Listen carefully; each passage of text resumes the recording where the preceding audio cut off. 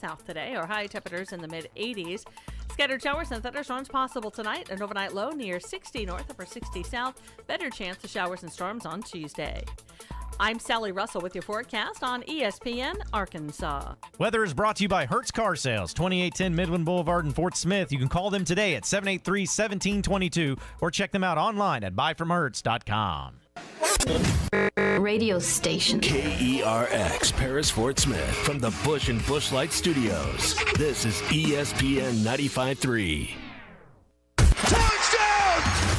Halftime is brought to you by Supercuts, who supports local teams. Supercuts. We're super into the movement. Yeah, they got it going on. Good morning, Vietnam! Broadcasting live from the Bud Light Studio. I love Arkansas! I love everything here! Give me that thing here! Woo! On your favorite Arkansas sports talk station. Why did that happen in Fayetteville, Arkansas? Dixon Street. It'll get you. Streaming live from Hit that line. .com. You want answers! I want the truth! You can't handle the truth! This is Halftime. Man, that ball got out of here in a hurry. With Phil Elson. You do a fantastic job on the radio. There's no one else in this league I'd rather listen to, so keep up the good work. And Ty Richardson. Guys do a good job, and I listen to you guys. 2 more quarters, and after that, most of you will never play this game again. D-Mac, hold on, Matt Ryan. D-Mac not looking back, touchdown. How about that Heisman, Mark Jones? How do you like it? Wide open again. All right, hold on, it's almost halftime.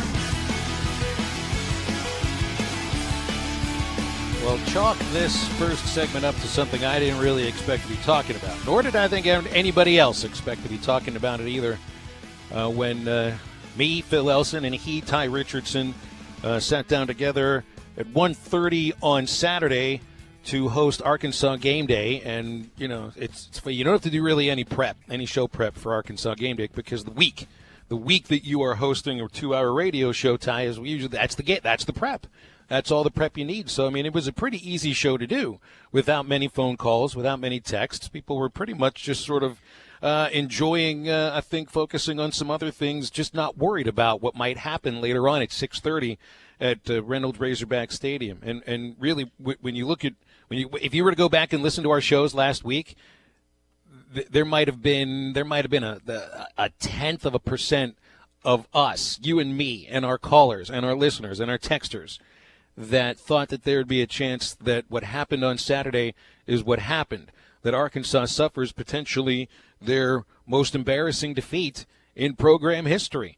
And when you think that a program is pointed in the right direction and you're questioning whether or not it's beginning to go in that direction, right now the answer is you're no longer pointed in the right direction. And maybe you weren't pointed in the right direction to begin with. 31-24, San Jose State. And boy, Ty, didn't you just feel on that first play from scrimmage, San Jose State, a bomb down the middle, 50 yards. They march 75 yards in 7 plays, make it look easy. The Hogs go 3 and out. And although they did tie it later in the first, it was obvious the Spartans came to play, and the Razorbacks were on their heels from the very start, and that never ended. Never ended. What a frustrating day. And it continued later on these airwaves. It continued earlier this morning on the Morning Rush. And I can feel it. There's an anger radiating out of Razorback Nation that I don't think I've ever felt before, Ty. You've been part of it longer than me. So you want to put your ear to the ground, your finger to the temperature, to the temple, and tell me what you're feeling right now from the fan base? It's pretty bad. I wasn't alive for the Citadel, so I can't really compare those 2 losses, but some are saying this is one of the worst losses that they've had in the history of Razorback football. I don't think anything will dwarf the Citadel, but this is a terrible loss. It's the way you came out in that first half and played the majority the first half of that football game. I think that we're going to get in some Chad Morris sound in a little bit, but it was unacceptable. That is a phrase that he has used several times since arriving in Fayetteville at the University of Arkansas when referring to his football team's performance on several occasions, and that's exactly what it was.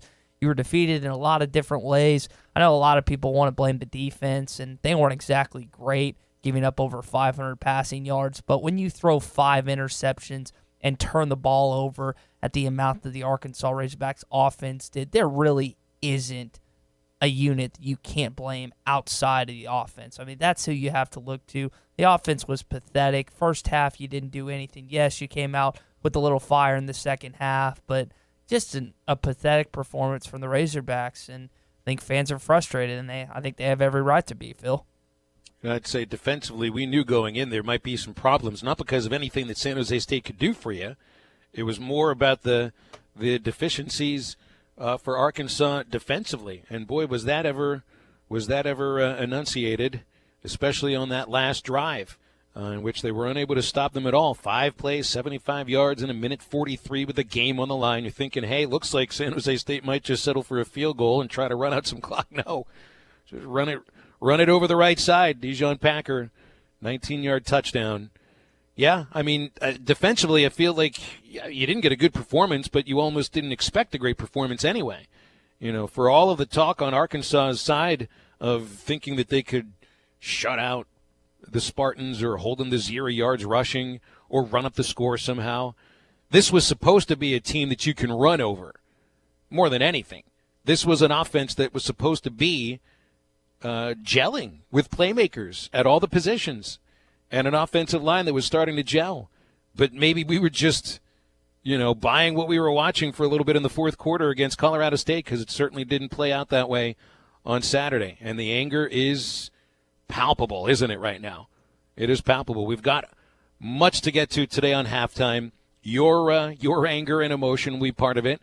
The Cherokee Casino hotline open today, 877-377-6963. That's for a call or a text. If you text us, make sure you give us your name and your location so we can feel where you're radiating from. Let's go to the line right now. Robbie has dialed in. Robbie in Virginia, you're on Halftime.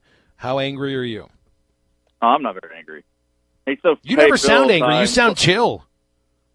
Dude, I am pretty chill. You know why? Because for me, it's just better to be sober when you deal with the Razorbacks. Because my days of being angry and inebriated when it comes to Arkansas football, it's just not healthy for me. It's not healthy for other people. And I could definitely feel it on Saturday. The booze was oozing through the airwaves, let me tell you. But, hey, so let's just talk about Saturday for a second. My biggest disappointment is just the way the defense just seemed like we were just letting them just pick us apart. Didn't really seem to have an answer for anything. But that was the same thing that's happened to us in every game. You show me a period where we just had a shutdown defense, even against the FCS opponent. Portland State moved the ball against us. It seems like we don't have an identity on defense. We're trying to find it. I mean, when your defensive backs are your top tacklers on the team, that typically points to a defense that's struggling in the middle. And it just, to me, I get people calling for Morris's job. I personally think he should resign. He's in over his head. But the bottom line is that he has taken no initiative to, publicly come out and talk about the defense and what kind of changes that he's going to make or how it's going to get better. Because right now, if we keep with the status quo and keep doing what we're doing, I mean, we're looking at 3-9, maybe 2-10 again. Because I'm not taking any wins for granted. I picked 4-8 before the season. 3-9 now that we lost to San Jose State, and then Western Kentucky might just come in and smack us in the mouth, and we may not respond and just kind of curl up in the fetal position like we did on Saturday. But bottom line is that we've seen our defense get beat up every game, and we haven't played a single game where it was completely taken care of by the fourth quarter. Portland State took an interception to win that game. We know the story against freaking Ole Miss, got our butts whooped. And then, the Colorado State game, it was tied in the fourth quarter. And then, just on Saturday, we tied it up late, but, you just kind of had that bad feeling that we were going to lose that game because we just seemed like didn't have a lot of energy, and that comes from the head hog. So that's kind of where I'm at. I'm not really angry. I'm just to the point now where I'm just scratching my head saying, where do we go next? So. Yeah, well, you sound more resigned than anything else, Robbie. And to your point about the defensive problems, like take your pick. 0 pass rush at all. Where were the creative blitzes that you had seen in a couple of weeks with John Chavis calling the plays? There was no pressure when you tried to apply pressure, and it's a matter of, your defensive backs might have been your leading tacklers, but they also got beat deep. There was a lot of missed tackles from that side. I mean, really, take your pick defensively, and we appreciate the call, Robbie, and also appreciate him being chill. But I got to tell you what, I mean, it almost sounded resigned, and I mean, it's the word that you never want to hear, Ty. It's the word you never want to hear. That maybe, just maybe, you stop caring a little bit. Yeah, the apathy hopefully won't be setting in anytime soon. To your and Robbie's points, Phil, they gave up over 400 passing yards on Saturday night. They had 457 prior to, and that was against Tulsa and Northern Colorado. You made Josh Love look like an All-American, a Heisman Trophy finalist, all the above. This is a former walk-on quarterback.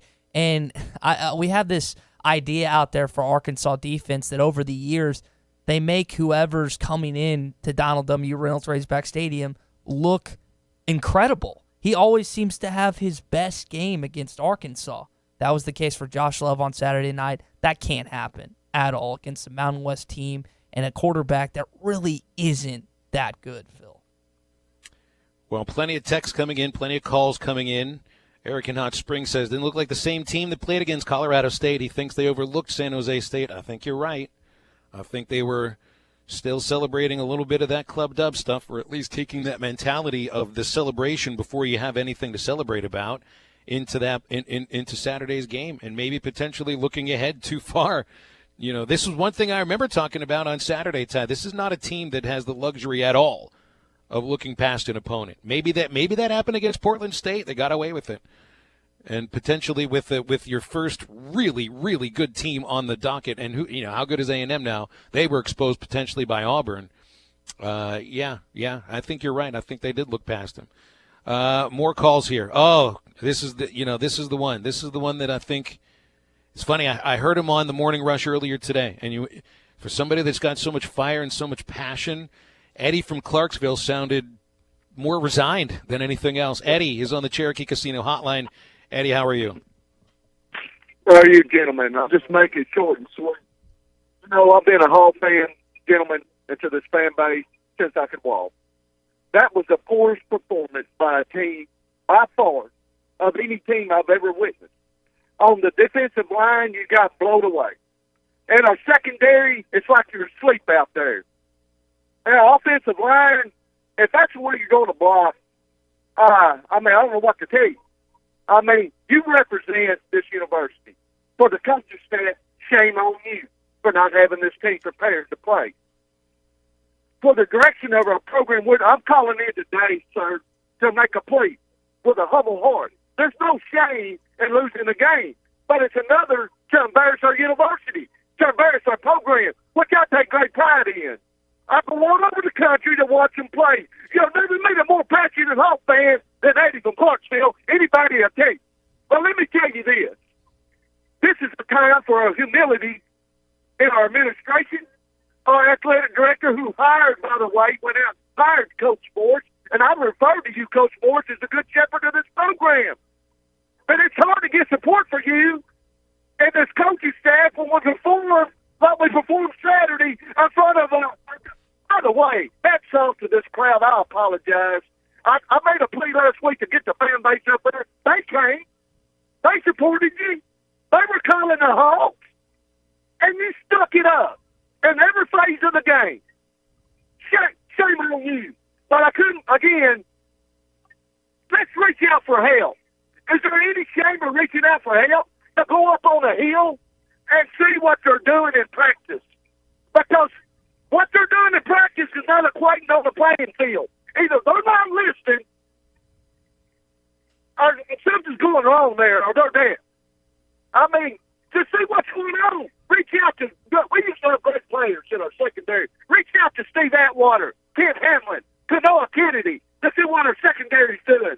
Reach out for coaches that had success in our program as on a hill that love our program and to be an advisor. Reach out, Coach Forrest. No shame in that. Reach out, Hunter Yurchad. This is a great university. This is our football program. And you embarrassed it. And you flushed any hope of momentum going to Arlington down the toilet. So, for the fan base, you want to know why they're upset? Are you kidding me? It's even worse when I went home and watched it on TV. Eddie, you put yourself through watching that game again? You attended that game and you put yourself through watching it again? Well, sir, sometimes you miss something. I'm just checking because I think it was even more humiliating. We never made adjustments. If you cannot cover nobody, put them up on the line. We only did it one time in the second half. And then when we did it, we only got one sack, and we got a sack. If they cannot cover, put them up on the line and blitz. I mean, if they can't block, I have no answers for you. I mean, they were in the backfield, a team we should have dominated before our running back got the ball. That's a shame. Yeah, it really is. Sorry, we had to move on, Eddie. Our phone lines are jammed like they've never been jammed, Ty. The response to the loss against San Jose State is something I've not seen in talk radio. Yeah, it's definitely got people riled up. For our listeners and people that are calling in, I mean, texting doesn't really matter. If you want to send us a paragraph or two text, you can. But if you're calling in, try and keep it within like 1 or 2 minutes, because we do have, as Phil just said, a lot of people calling right now. So we want you to keep them coming. 877-377-6963 Cherokee Casino hotline. Josh has been on hold for a while. Josh in Fort Smith. Hello, you're on the air. Yes, sir. I'll make it short and sweet here. I know everybody's concerned about the defense and for just right. But what's more concerning to me is they gave up 31 points, but to an offensive-minded coach playing a Mountain West team, 31 points should never beat you. That is what is more concerning to me. I'll hang up and listen. He's right about that. I mean, that's the thing. This is supposed to be – they should have scored over 40 points easily. They're faster.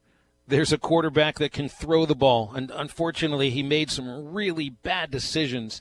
And maybe that's what we saw in Nick Starkel. How many games has he played in now? He's played in all 4, and in half of those games, he's made some really head-scratching decisions as to where you're throwing the ball. Yep. I mean, you look at his first series as a Razorback quarterback, and throws a pick over the middle inside the red zone. Head-scratching then, and really, I mean, there were 5 head-scratching decisions, and even more of them against the Spartans. Clay brought it up this morning on the Morning Rush, the fact that he could have had more than 5 interceptions. There were 2 or 3 more balls that probably should have been picked off.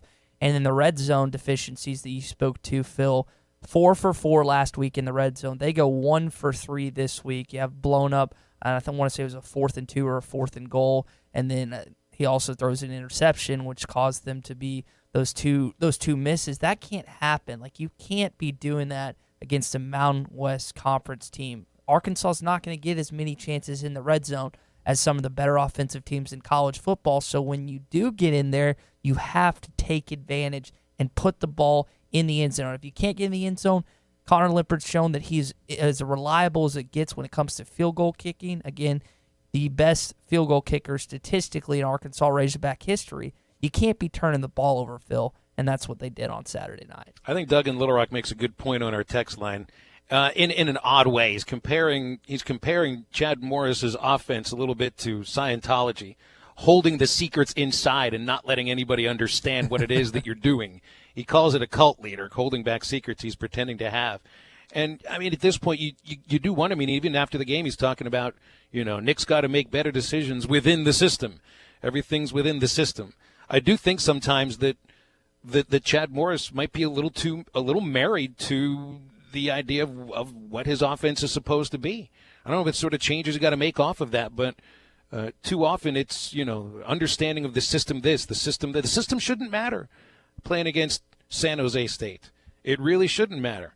And in some cases, I think a lot of people are right that you wonder about the preparation level for Arkansas going into this game. We need to step aside for a break. We'll have your phone calls and your texts coming up pretty much throughout the entire show. Ty, I have a feeling that the only prep we needed for this show was just watching Saturday's debacle and being upright and breathing oxygen and ready to speak today to let the callers and texters do most of the show for us. Yeah, it's like you said, Phil, this is the most calls and texts we've ever had in the first segment of the show since halftime started. And it shows how irritated and frustrated are with people with the defeat that Arkansas suffered on Saturday night. So keep them coming. Cherokee Casino Hotline, 877-377-6963. We did have a good time on Friday. Ty and me were over at Breeden RV in Van Buren. Ransom had us out. It rained, unfortunately, but we did get some dogs. We got some burgers, got some brats. What is this? Is it a koozie or this tumbler? This is a space age coffee tumbler, which you're not going to put coffee in ever. I know that. Just water. it's a nice shiny Razorback one. So thank you, Ransom. Yeah, we appreciate that. We appreciated him having us out. I got a chance to look at some of the RVs afterwards when you drove away, Ty. And, boy, these are some beauts.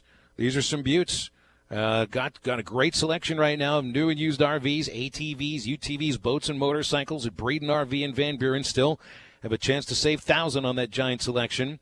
Service specials, got the 21-foot travel trailer starting at $999.5. Fifth wheels up to 35% off. Best part about it, everything new comes with Breeden RV's exclusive free maintenance for life. That's Breeden RV in Van Buren. Go to BreedenRVs.com for more information. Your calls, your texts, talking about Arkansas's loss against San Jose State here on ESPN Arkansas and HitThatLine.com. The best midday show in the Natty State. You're listening to Halftime.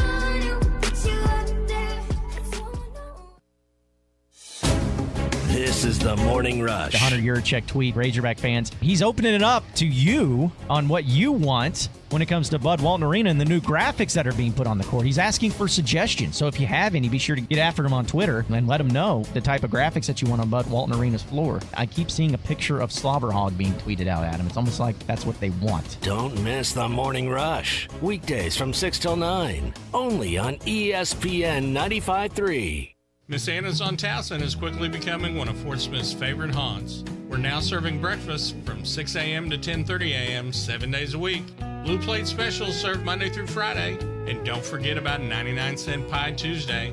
So whether you're craving some of our great kickin' chicken or one of our world-famous desserts, Miss Anna's is the place to be. 5001 Towson Avenue in Fort Smith, 649-6300. That's 649-6300. Have you been thinking about new windows or vinyl siding for your home? Then think Superior Siding and Windows. Superior Siding and Windows has been offering low-maintenance, energy-efficient products in the River Valley for over 40 years. Superior Siding and Windows also specializes in sunrooms, patio covers for carports, and much more. Call 646-7888 for a free in-home estimate. Superior Siding and Windows, 646-7888. Superior Siding and Windows. Look for us in the Yellow Pages and like us on Facebook. Make a hot spring spa part of your day-to-day routine now and discover what it means to get more out of each day. Hi, Tommy Kraft for our good friends at Burton Pools and Spas in Fort Smith and in Springdale. Burton's is having an instant rebate event where you get $1,000 in instant rebate with the purchase of select hot springs models. Burton Pools and Spas is at 6121 Zero Street in Fort Smith and 725 South 48th Street in Springdale. Just imagine being able to come home from a hard day at work and to slip into your own hot spring spa from Burton Pools and Spas and let the stress of everyday life just slip away. And you're going to be totally impressed with all the features and options that are available on a hot spring spa. See it for yourself in Fort Smith or in Springdale and find out more about how you can get a $1,000 instant rebate with a purchase of a select hot spring spa today. That's Burton Pools and Spas in Fort Smith and in Springdale, or find out more online at burtonpools.com. Burton Pools and Spas, your source for backyard fun. The weather is hot and the deals are hotter at Hertz Car Sales. Hertz offers a wide selection of high-quality cars, SUVs, or trucks, and amazing customer service where you can buy direct and save on every car. With inventory arriving daily, why not make the short drive to 2810 Midland Boulevard or give them a call at 783-1722. You can also check them out on the web at buyfromhertz.com. Proud to serve Fort Smith and the River Valley. Stop by Hertz Car Sales today. You'll be glad you did. Make Awake Boat Sales and Service is not only where you can get your next Yamaha or Skeeter boat, they also carry a huge selection of bait and tackle. Find whatever floats your boat at Make Awake Bait and Tackle. They carry tons of top brand lines of rods and reels and everything you need to gear up your tackle box, from Strike King, Kitech, and Zoom to Sunline and War Eagle products. Make finding your next Yamaha or Skeeter boat an easy catch with Make Awake Boat Sales and Service in Van Buren, 4806 Alma Highway in Van Buren, and MakeAwakeBoats.com. Mentor's Lumber True Value has a simple way to help rid your home of pesky insects. Right now, get a 1.1-gallon jug of Ortho Home Defense Insect Killer for just $9.99 after a $3 in-state rebate for True Value Rewards members while supplies last. This easy-to-use spray with ergonomic handle and extended reach wand kills existing bugs and prevents new bugs from entering your home, all in a single application. Find this bargain of the month and other great deals at Mentor's Lumber True Value. Certain exclusions apply. See store for details. ESPN 95.3.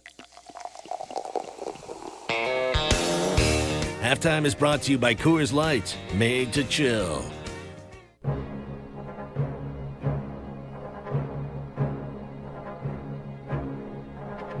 You're listening to Halftime with Phil Elson and Ty Richardson. Wide open in the middle of the field. Hayden inside the 20, inside the 10. Hayden's going to the house. The Hogs ran it right up the middle. Nobody was there. 38 yards. And the Hogs are a PAT away from tying this one up. Back on Halftime on ESPN Arkansas and HitThatLine.com. Phil Elson, Ty Richardson. Our Cherokee Casino hotline is jam-packed for texts and for calls. 877-377-6963. Talking Arkansas's 31-24 loss to San Jose State. The 5th win in 28 games for the San Jose State Spartans, and they're going to have a parade right down the middle of downtown in San Jose right now. Let's go to the hotline. George has been on hold for a while. George in Germantown, Tennessee. Thanks for holding for a while there, George. Go ahead. Yep, I'm a fan, kind of like Mike McCormick up in Fayetteville. I've stood behind the Hogs for 50 years. The main thing that I see here is our tradition, our legacy, our history, our integrity, our dignity is not there. I've known Frank Broyles for years. I've known Houston Nutt, Lou Holtz. They were a lot hands-on. He even sent a book when my father died. But this, to me, starts at the top. I don't hear from our AD. There's the control is not there. Our history's not there. I went to, I'm sure these coaches don't even know who Roland Sales, Ben Cowens. I went to practices with Houston Nutt. There's just not a foundation there anymore. There's not excitement with the fans. But it starts at the top. There's no control. You don't ever hear from our AD. But everybody's got families. We care for them. We love them.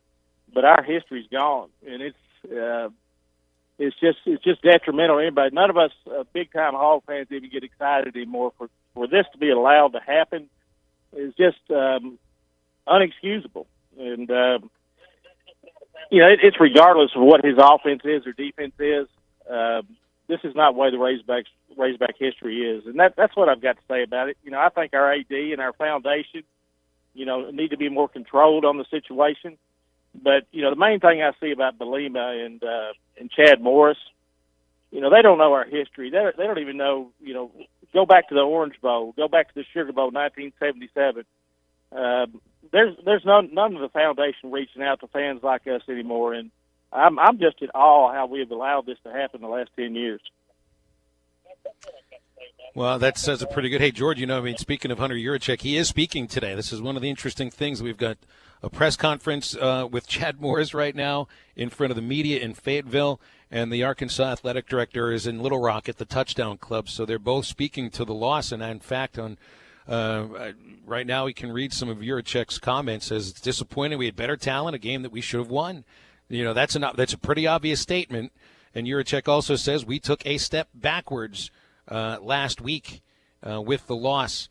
And he's we're more talented, they're more physical. It's a game they should have won. So the athletic director is speaking today, and it sounds to me like he's being honest about it. Appreciate that phone call, George. John's been on hold for a while. John and Marshall, hello. You're on Halftime. I appreciate you taking my call. I think the thing that's most frustrating from my perspective is we didn't look good in any aspect of the game. So we're not making progress anywhere. I guess my question or concern is, at what point do the boosters look at this and either A, start pulling money back and saying we're not going to sponsor this anymore, or are they just going to end up writing a check and going and getting a coach and just paying a ridiculous amount of money for a top end coach? Well, John, honestly, you feel sometimes like a coach's fate is sealed by a certain game every once in a while. I didn't think that this would be that game. But this is the game that the season has pivoted on, and that's unfortunate because the first 4 games is where you really had a chance not just to be 3-1, but potentially 4-0. Ole Miss is no great shakes. This is a team that should, at the very least, have 3 wins. And, I mean, this is one of the topics we talked about for the last 6 or 7 weeks, Ty. You know, and you took it for granted. You're going to win your non-conference games. It turned into you have to win your non-conference games. Well, now you haven't. And you ended up losing to one of the worst FBS programs of the last 5 years in convincing fashion, by the way. Yeah. Here's what At home, paid him $1.5 million for the pleasure. The highest in NCAA football to be giving up a loss. Darren Ravel had that to say. Here's what Chad Morris said about how the team wasn't focused, and he felt like that they kind of just took it for granted. I was a little concerned in pregame warm-up, to be honest with you. I thought we were a little too loose. I thought it was a little too giddy. And I made a comment of that. We're not good enough. We're not good enough to be able to come out and just walk out on the field with a Razorback logo on your helmet and expect you're going to win. You got to show up and play. And we didn't show up and play. And no phase of it. We punted the ball halfway decent tonight. But my goodness, I love the fight. We come back, we tie the game, and here we go. We really thought, here, as bad as we played, we're fixing to win this football game. And we couldn't finish it. I thought the best bit of the entire press conference was him saying we're not good enough to just show up. And I know a lot of fans are hammering Chad Morris for whatever he says during the press conference. There's really nothing that he could say after that game that would give fans hope based on what their performance was in that. So I wasn't really critical of what he had to say in the press conference, but the fact that he said we're not good enough to just show up and win, he is exactly right, because there's multiple examples of that. And not just losing against inferior SEC opponents, there's really not a lot of those, but or Texas, Colorado State, now San Jose State, a program that went 1-11 last year, Colorado State who finished the season 3-9. These are not marquee college football teams, powerhouses that you're losing to that people would be okay with, that fans be okay with. These are teams that have no business being on the same field as you. And I don't feel like I'm embellishing, over-exaggerating, and depicting how fans are so frustrated. And rightfully so, Phil. Hunter Yurachek, by the way, at the Little Rock Touchdown Club says, and this takes away really for me the one excuse that I've heard over the last 24, 36 hours about the young, inexperienced team. Says, yes, we're a young team, but that's no excuse. This is Yurachek's words. Lots of teams are putting young teams out there across college football. That is not an excuse for Saturday's performance. There is something to be said about maybe a lack of maturity for this team. And here's one of the things about head coaches, Ty, and managers in Major League Baseball. They're not just strategists. They're not just people that fill out lineup cards or decide who's first team and second team or schemers. The head coach is the tone setter of a program, of a team. There's a reason why it starts at the top, because that's where the expectations come from. And if the expectation is that you are focused on the upcoming opponent every single game, we make fun of Bill Belichick. We make fun of Nick Saban, where they won't answer questions about the opponent 2 weeks ahead or 3 weeks ahead. They remind you who they're playing that week, and they're not focused on whatever celebration happened the week before. And honestly, I mean, if Chad Morris is acknowledging that his team didn't look ready to play, that they came out, with a little hubris. I think hubris is the right word. For this team to have hubris in any situation is mind-boggling. And truly, that starts at the top. Players, yes, they have to be accountable for what they do. But if they're not out there ready to play, fully focused on what's right ahead of them, that's on a coaching staff. It comes down to the head coach first and foremost. So part of the reason they lost that football game was Nick Starkel's play, and that's a huge majority of why they lost that football game. Here's a guy that looked pretty good against Colorado State, throws for over 300 yards, and has some just beautiful-looking passes. Had a beautiful-looking pass to Mike Woods early on in the ball game, but throws 5 interceptions. And remember, Cole Kelly threw 4 last year. That's one more than him. There's only one guy that's thrown more interceptions than Nick Starkel in the history of Arkansas football, and that's Joe Ferguson back against Texas A&M in 1972. And he tied Lamar McMahon and Wade Hill. Wade Hill's the last guy to do it in 91 in the Independence Bowl. So it's not like Arkansas quarterbacks are typical to throwing 5 interceptions. And I know you saw the whole Justin Bieber saga, Phil, where he said that he ripped up the shirt and that Justin Bieber was disappointed he did that. And Good. Hopefully we don't have to hear about the stupid Justin Bieber shirt again. I saw a whole, rows of students that were wearing Justin Bieber shirts in the stands. I understand, you're having fun and everything, but this also goes to the point. Maybe we're guilty of this too. It's like you want to crown him. It's like he was anointed. Yeah. It's unfair. It's not on Nick Starkel for him being anointed, but he had been anointed. Well, here's Go Go ahead. Well, you got some sound to play. Okay, yeah. Here's what he had to say about he felt like he let the fan base down. I feel like I let everybody down. I let my teammates down, my brothers, my family, these coaches who work so hard to prepare us, get us in the right calls, and I just let them down. If you haven't watched the press conference of both him and Cam Curl, Chad Morris, and Bumper Pool and someone else, I can't remember the other one is, you can go to our YouTube page or hitthatline.com. Andy Hodges always does a good job with that, but he was really emotional during that press conference. He choked up a couple times. He wasn't crying or anything, but he looked like he could have, or he had just gotten done. I mean, and it's situations like that where fans are like, these guys don't care about wins and losses. These guys don't care about the history of the Arkansas football program. That's not necessarily the case. Now, there's certain situations, there's certain efforts and stuff that you may be disappointed with, but you can just tell from that press conference how ticked Cam Curl and Nick Starkel were. I'm not saying they're going to blow the doors off against Texas A&M this week, because I would be the dumbest man on radio if I said that. But these kids do care, and these coaches do care. Things are just not going right now. That doesn't mean they're doing everything right, Phil, but I find it very hard to believe, and I just don't like the opinion of when people just say, oh, these kids and coaches, they don't care. They're just there to get a paycheck. They're just there to get a scholarship. No, that's not necessarily true. Things just aren't going right now. No, they're definitely not going right. It is right, though, if you need a new car or you're looking for a car and you head over to Road Chevrolet, the name you've been trusting for over 80 years. Road Chevrolet has always been dependable in the car buying and car owning experience. You'll notice when you walk into their showroom, you'll be treated just like family. It'll be the case every time you come in for service.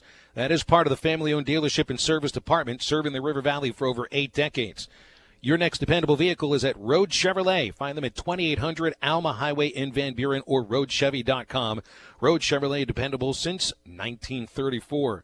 Your calls and texts continue on the Cherokee Casino hotline, 877-377-6963. Back after a moment on ESPN Arkansas and hitthatline.com.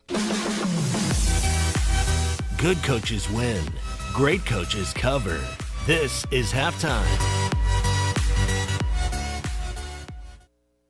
Now is the time to book your fundraising and corporate golf outings for 2019 at Eagle Crest Golf Course. Call Eagle Crest now before all the best dates are gone. 479-632-8857. Eagle Crest Golf Course, voted best of the best golf course 2 years in a row. Let their staff take care of everything, from help with your tournament as well as food and beverage service. If you're looking for a place to host your corporate or charity event this year, call Eagle Crest Golf Course. 479-632-8857. We've invented a new messaging system using the crisp sounds of Bud Light. Crisp Code, Football Edition. This is how you say, game tonight. Bring Bud Light. Fantasy fees are due. That's it for today. Brewed with no corn syrup. Bud Light, crisp. Enjoy responsibly. Bud Light Beer, Anheuser-Busch, St. Louis, Missouri. Did someone say, I'm hungry? Visit 906 Cocktail and Cigar Lounge on the Avenue. Try the new panini sandwiches, like the Chicken Pyro or the Cubana, or the signature 906 wings. Jumbo wings roasted with honey bacon jam. Want some spice? Try the black and blue wings. Experience their salads, flatbreads, coffees and desserts, top shelf wines and liquors, premium beers, world-class cigars, all in an atmosphere that feels less like a lounge and more like a destination. Sample, indulge, escape. 906 Cocktail and Cigar Lounge. Treat your appetite on the Avenue. Was your roof damaged by recent storms? Don't fall victim to out-of-town contractors and fly-by-night repairmen. Trust the local roofing professionals at Able Roofing. Call their local number, 474-0006, for a free roof inspection. Never trust something as important as the roofing system on your home to a storm chaser. Able Roofing, 474-0006, will work with your insurance company. Call now for your free roof inspection, 474-0006. Able Roofing, the home Hometown Roofers. True Grit Running Company is where perseverance meets passion. Whether you're training for your next marathon or just comfortable shoes to keep up with your kids, we have the gear to help you reach your goals. With our slow motion gait analysis and our extensive product knowledge, we have the right pair of shoes for you. We also carry apparel, nutrition, hydration accessories, injury prevention gear, and recovery products. We offer classes, workshops, and group runs. Lace up, show up, and get your grit on. True Grit Running Company, 6808 Rogers Avenue, Suite B, behind Chick-fil-A. At Chambers Bank, our Arkansas roots grow deep, and you can trust us as your partner for every banking need. From a simple checking account to your first home loan, whatever you need, big or small, we are here for you. With 18 convenient branches throughout the state and a full suite of online banking options, we will always be available when you need us. Family owned in Arkansas since 1930, Chambers is your full-service community bank. Bank with trust at Chambers Bank. Member FDIC, equal housing lender, NMLS 631520. ESPN 95.3. Touchdown! Halftime is brought to you by Supercuts, who supports local teams. Supercuts. We're super into the movement. Yeah, they got it going on.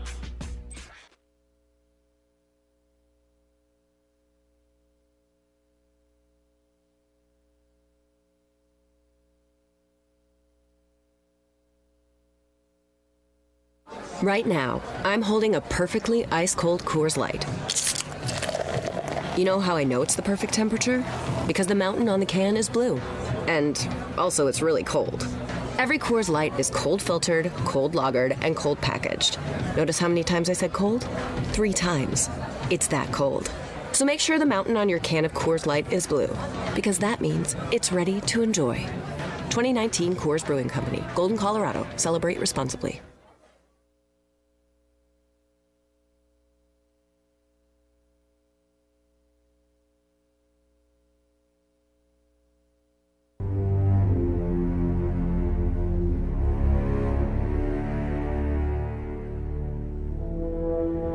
You're listening to Halftime with Phil Elson and Ty Richardson. Kelly, a high snap, gathers and scores.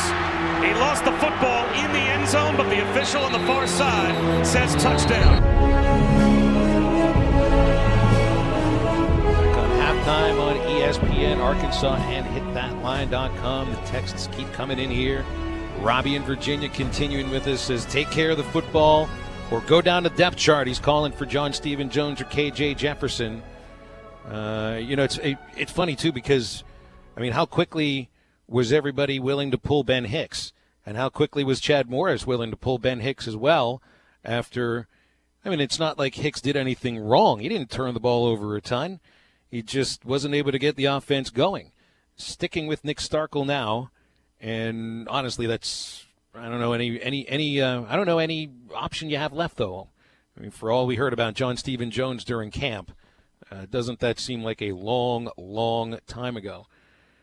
Justin in Ocala questioning if Chad Morris is a coach that can only win games with all 4- and 5-star players. He's wondering if he can coach up the 3 stars a little bit better.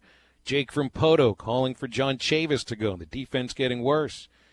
Did you see? Hey, you and I were talking about the Surrender Cobra together at Breeden. I don't think that was on the air. Was that on the air on Friday? I think it was off air. You saw the shot of Chavis, and even in the first half, on the sideline with a Surrender Cobra. I mean, headset off, hands on top of his head, elbows out, pits out for all to see. You know, I mean, it's pretty rare you see an assistant coach or a coach at all on the field do a Surrender Cobra. Never mind, it was in the first half. Yeah, that's not typical, but the defense, again, gave up 24 points in the first half. This is a unit for San Jose State that didn't do anything. Like again, I'll bring up the stats that they had 457 passing yards against Northern Colorado and Tulsa, and then they had over 400 against Arkansas. They were outside the top 90 in total offense and scoring offense. I mean, no business, none, doing this again. 93rd in the nation in total offense, and they made Arkansas look like a peewee football team. And I know John Chavis was really frustrated. And I will say this, the defense stiffened in the second half. I know everyone was irritated that they gave up the late drive at the end of the game, but Arkansas's offense still had a chance. Nick Starkel had a little over a minute to go. I think it was a minute 13 left on the clock, and he just throws up a duck in the middle of like 3 defenders, and it ends the game. So just a poor performance overall, and defensive-wise, yes, you're ticked. Offensive-wise, you're ticked. You're ticked about everything except special teams, which how many times can you say that over the last couple games under Chad Morris, that the only unit that played good was special teams, Phil? Chad Morris from his press conference quoted, "I didn't feel the pregame was as tight as it needed to be. That's not the first time I felt that. You feel that as a coach. I felt something different that I didn't feel the week before. I addressed that at the half. That happens." Well, if it's something that you're used to feeling, that your team isn't quite as tight as it needed to be, again, to me, that's about the coach. And a note here from Nikki Chavanel, I'm reading her updates from the Chad Morris press conference. He's talking about holding everybody accountable. You know, he's saying he's holding the players accountable, the coaches accountable, holding everyone accountable.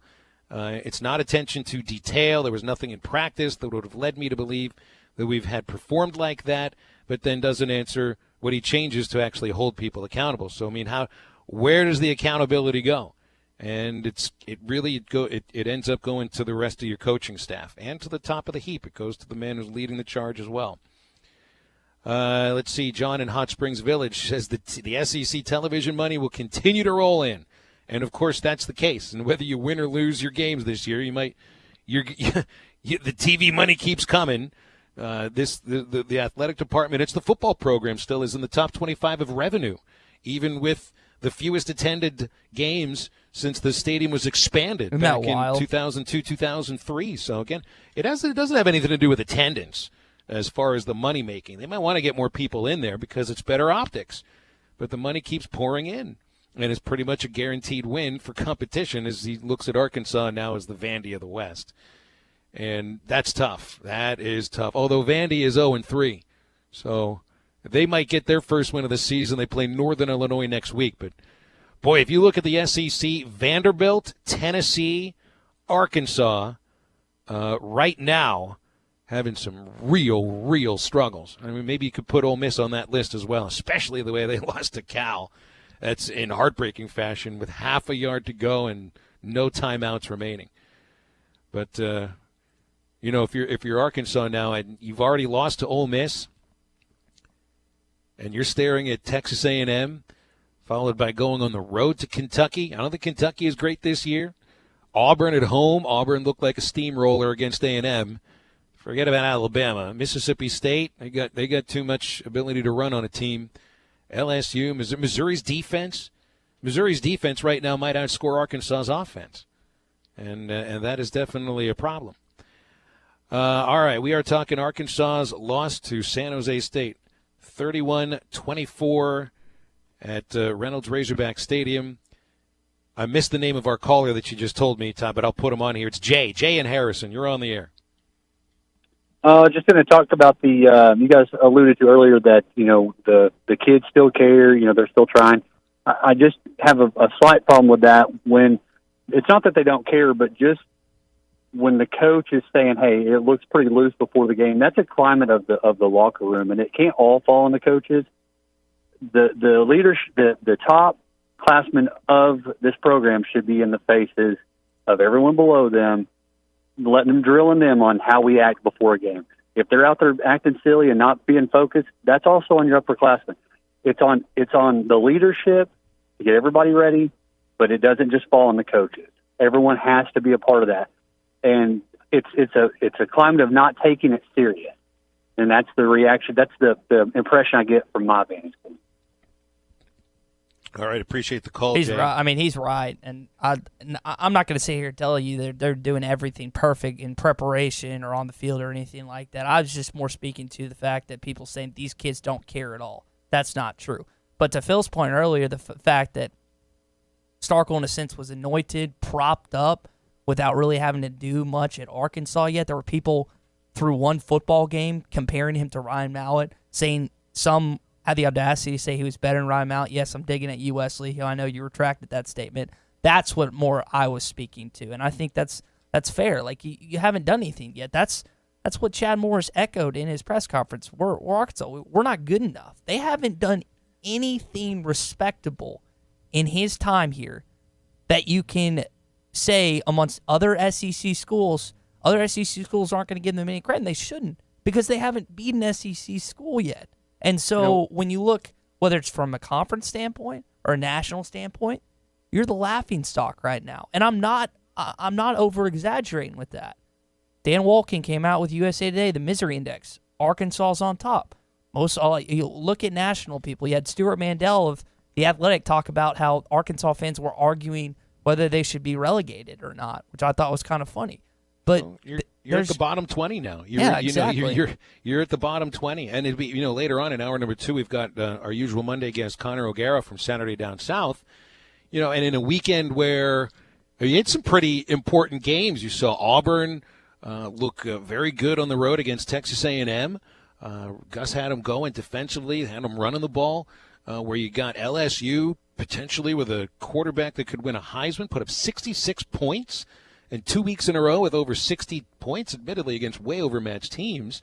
When you get Georgia beating Notre Dame at home, I want to know where Arkansas's loss registers, or even if it does, more than a tiny little blip on the radar. It registers here in the state. It registers on this station. We air the games. But I wonder if anybody really is paying attention to it very much outside the four corners of the state of Arkansas. We're brought to you by The Fence Man. If you own a business that needs more security or maybe just needs more curb appeal, a new fence from The Fence Man can give you both. That's because The Fence Man specializes in custom installations. Been doing it for over 40 years and nobody does it better. Gates or controlled access card readers. Call The Fence Man for a quick no obligations quote. And that's Henry at 479-782-3936. The Fence Man, a division of Quantum Property Services. Wrap up the first hour of halftime. Quick break on ESPN Arkansas and hitthatline.com. You're listening to Halftime with Phil Elson and Ty Richardson. Follow them on Twitter at Phil Elson PXP and at Ty Sports Radio.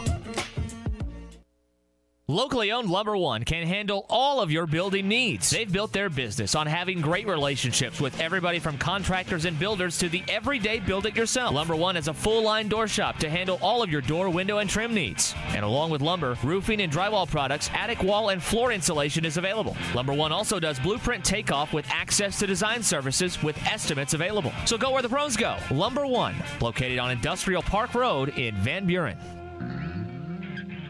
Frank Rowe Furniture knows you are tired of all the back-to-school sales. So this September, we are going to do something different. Come into Frank Rowe Furniture and spin the wheel and win a free swivel recliner or get anywhere from 5 to 50% off at Frank Rowe Furniture. We also are now offering 0 down and up to 60 months interest-free financing with approved credit. Spin the wheel to win only at Frank Rowe Furniture. You always win at Frank Rowe Furniture, 405 4th Street in Barding, Arkansas. Best seats in the house. Are you looking for a new place to call home? Whether you're looking for an apartment, duplex, townhome, or a house, Trinity Multifamily has you covered. They even have options in surrounding states, from Texas to Michigan and Kansas to Tennessee. If you're looking for a new place to call home, make Trinity Multifamily your first call at 479-452-1817. That's 479-452-1817. Or online at trinitymultifamily.com to search rental properties near you. Hi, I'm Kelly Smith, owner of Dixie Digital Imaging, the Xerox authorized agency and dealer in the River Valley. The 29 new models of Xerox business printers and copiers represent a quantum leap forward in office technology. They are designed for the way we work today, safely and securely. They're powered by Xerox Connect Key technology. They're innovative and affordable with both black and white and color devices available. For more information, give Dixie Digital a call at 783-6600 or visit us at dixiedigital.com. Dixie Digital Imaging, bringing Xerox document innovations to the River Valley. Do you hear that Coors Light being poured? It's the perfect temperature. How can I tell just based on the sound? I can't. But I can see that the mountain on the can is blue. And when the mountain is blue, your Coors Light is perfectly cold. Coors Light is cold lagered for a crisper taste, cold filtered for brightness and clarity, and cold packaged for peak refreshment. Doesn't that sound good? 2019 Coors Brewing Company, Golden, Colorado. Celebrate responsibly. Elite Roofing is a locally owned roofing contractor. If you're building a new home or maybe need a new roof on your existing home, Elite Roofing can take care of you. Elite Roofing is known for their dependability and reliability. Just ask any of their satisfied customers. They are licensed and insured, and references are available upon request. If you need a roof, call your local roofing contractors. Elite Roofing, 478-8668. That's 478-8668. Elite Roofing, 478-8668. Your fence is more than a decoration. It's a reflection of its owner. Choosing a fence company should be done with integrity and quality in mind. The Fence Man has been providing fencing and security solutions for over 40 years. An in-house custom iron and gate department, plus an access control department. The Fence Man offers services other companies aren't equipped to do. The Fence Man, fencing and security solutions to protect what matters most. 479-782-3936 or online at thefencemancompany.com, a division of Quantum Property Services. Joe's Grill and Cantina is the only place to watch the Hogs. Watch every game at Joe's. Enjoy half-price apps and taps during the game. And with TVs all around the restaurant, you'll have a front row seat. Half-price appetizers like brisket nachos, Mexican pizza, 10-layer dip, or Joe's humongous sampler platter. All half price. And all beers on tap are half price. Watch every Hog game at Joe's. Half-price apps and taps during every Hog game at Joe's Grill and Cantina, 3400 South 74th Street across from Harps. ESPN 95.3. Halftime is brought to you by Coors Light, made to chill.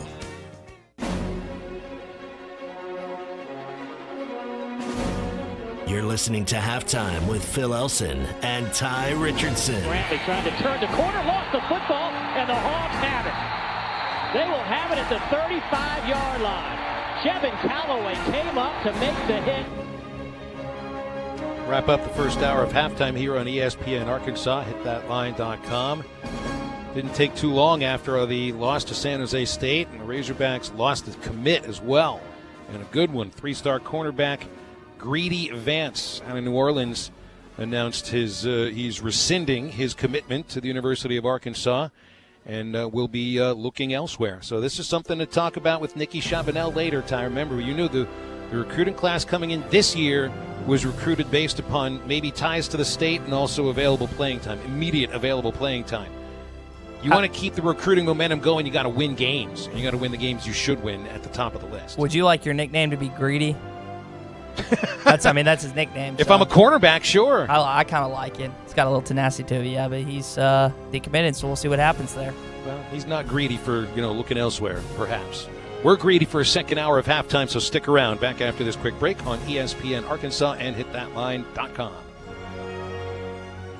The last big RV show of the year is going on right now at Breeden RV in Van Buren. This is your last chance to save thousands on a huge selection of new and used RVs, ATVs, UTVs, boats, and motorcycles. We're having cookouts, parts and service specials, door prizes, henways, plus deer hunter specials like a new 21-foot travel trailer starting at $99.95 and new fifth wheels up to 35% off. Everything new comes with Breeden RV's exclusive free maintenance for life. So stop by Breeden RV in Van Buren and start your new adventure today. Cookouts and door prizes on the 20th and 21st. See dealer for details. Get more at Orr.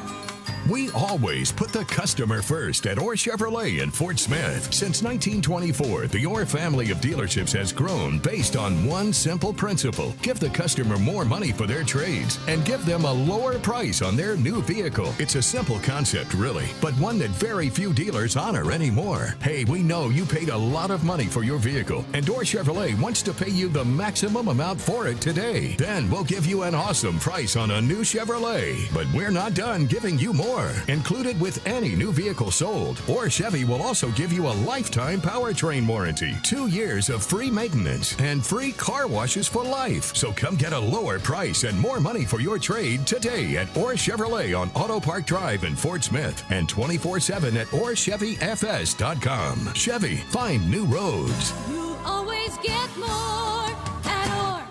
This time of year is hectic, and we know you have things to do and places to be. Southern Tire Mart can help you get there and save you money on America's most trusted brands like Michelin and B.F. Goodrich. Take advantage of our $29.95 oil change, which includes a 27-point vehicle inspection. Come see us at Southern Tire Mart just off I-540 at exit 14 in Fort Smith today for quality Michelin and B.F. Goodrich tires and the best-in-class service. Get where you need to be with Michelin, B.F. Goodrich, and Southern Tire Mart. The Ram Power Days event at Williams Chrysler Dodge Jeep Ram in Stigler, Oklahoma is underway. You can now get 0% APR for 60 months, plus $2,000 combined bonus cash for up to $10,348 in estimated total value on select all-new 2019 Ram 1500 Laramie Crew Cab 4x4 models. Become one of the many proud and satisfied Ram owners with a great deal this month during Ram Power Days event at Williams Chrysler Dodge Jeep Ram in Stigler. Log on to buywilliams.com for more information.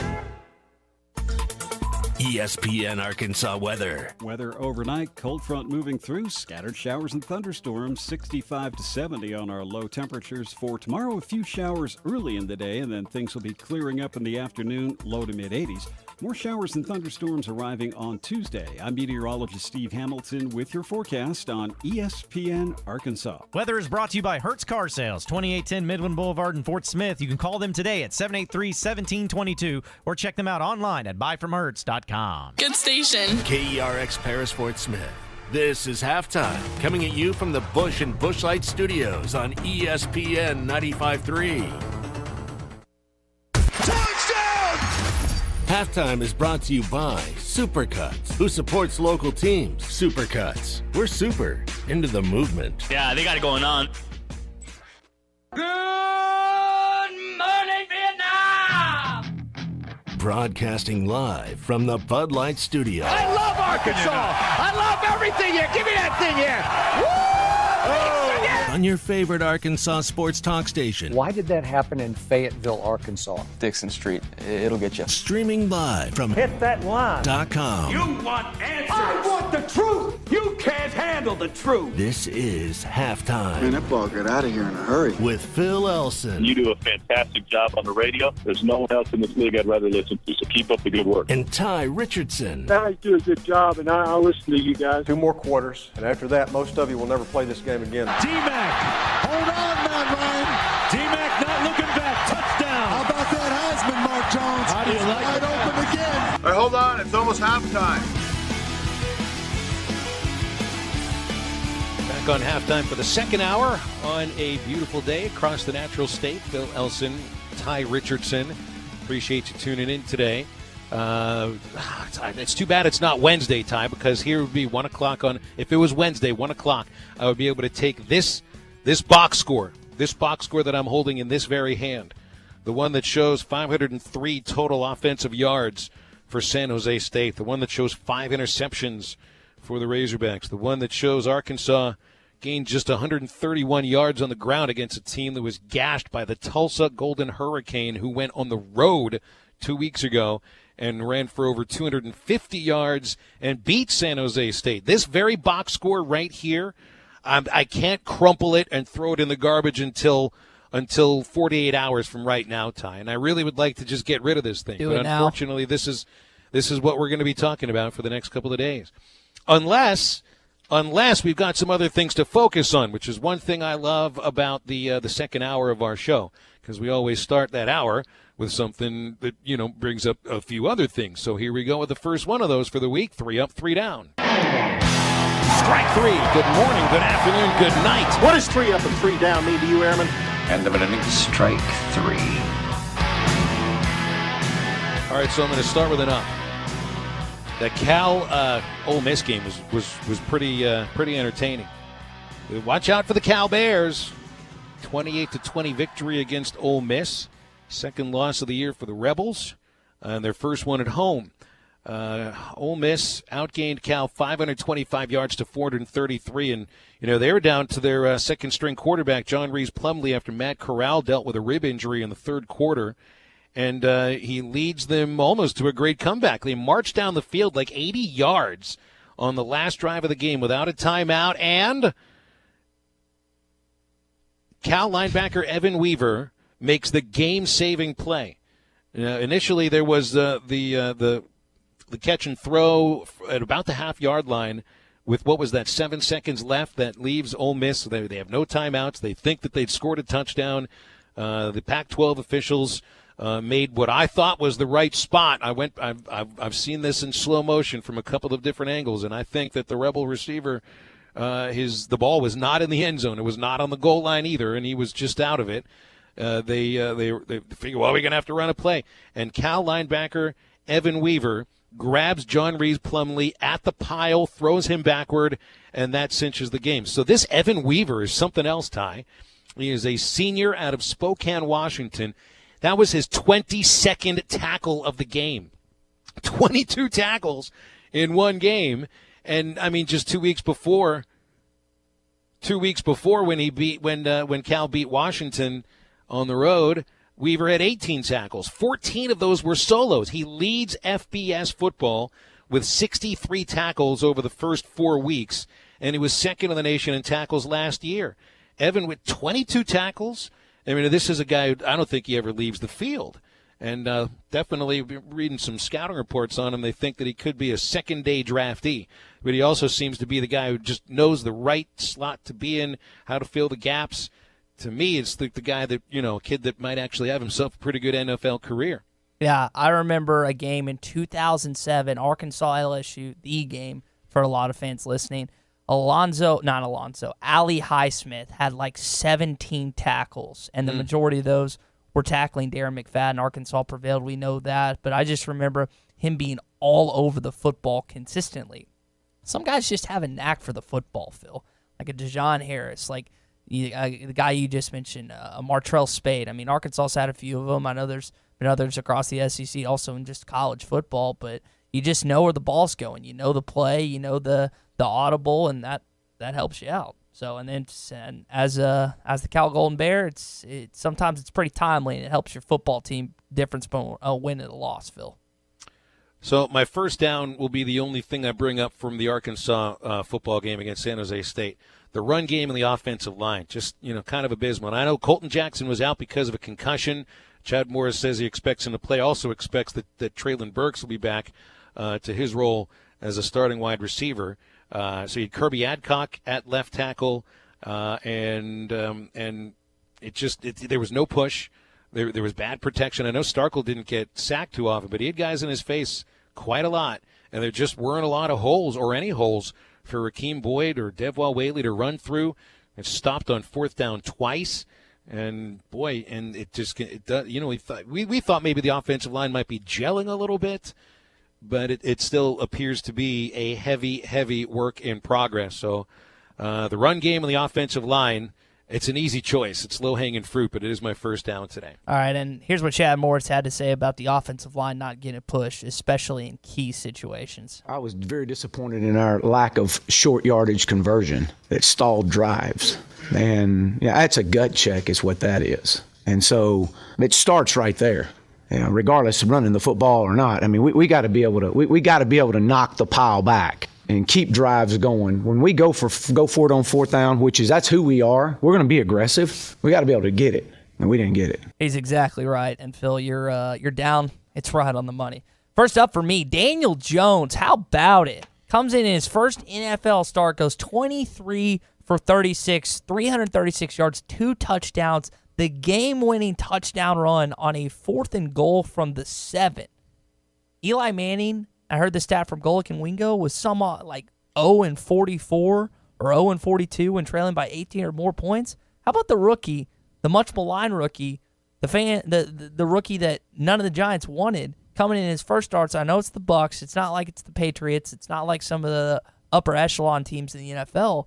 But to do it in that situation, you got to give him some credit. And it was on the road as well. So my props to Daniel Jones. He's definitely my first up, Phil. So what do you think about a nickname for Daniel Jones or any quarterback whose first name is Daniel? Daniel Dimes. You think that works? Danny Dimes? Yeah. Danny Dimes is better. That's even better. I think you got to go Danny Dimes because it rolls off the tongue a little quicker. So hopefully he keeps it up because I always like cheering for a guy or a gal that has a lot of things go his or her way. And I'm not saying like his life per se, but when fans started booing and were ticked off and you have all these different writers, NFL reporters who thought this was a terrible draft, for him to do what he did in his first NFL game is pretty special. First down for me. By the way, Dan Dimes better be really good because Saquon Barkley's out 4 to 8 weeks with a high ankle sprain. Yeah, and it did not look good. I did appreciate Barkley sprinting and hobbling over to celebrate with his teammates. I thought that was really cool. First down for me. Did you see the Michigan fan that was subjected to torture sitting on the front row of the Wisconsin student section, which I can only assume with his buddies that happens. Like buddies just go to other colleges to watch the game. I'm assuming he snuck in with the student ticket or got in and just did that.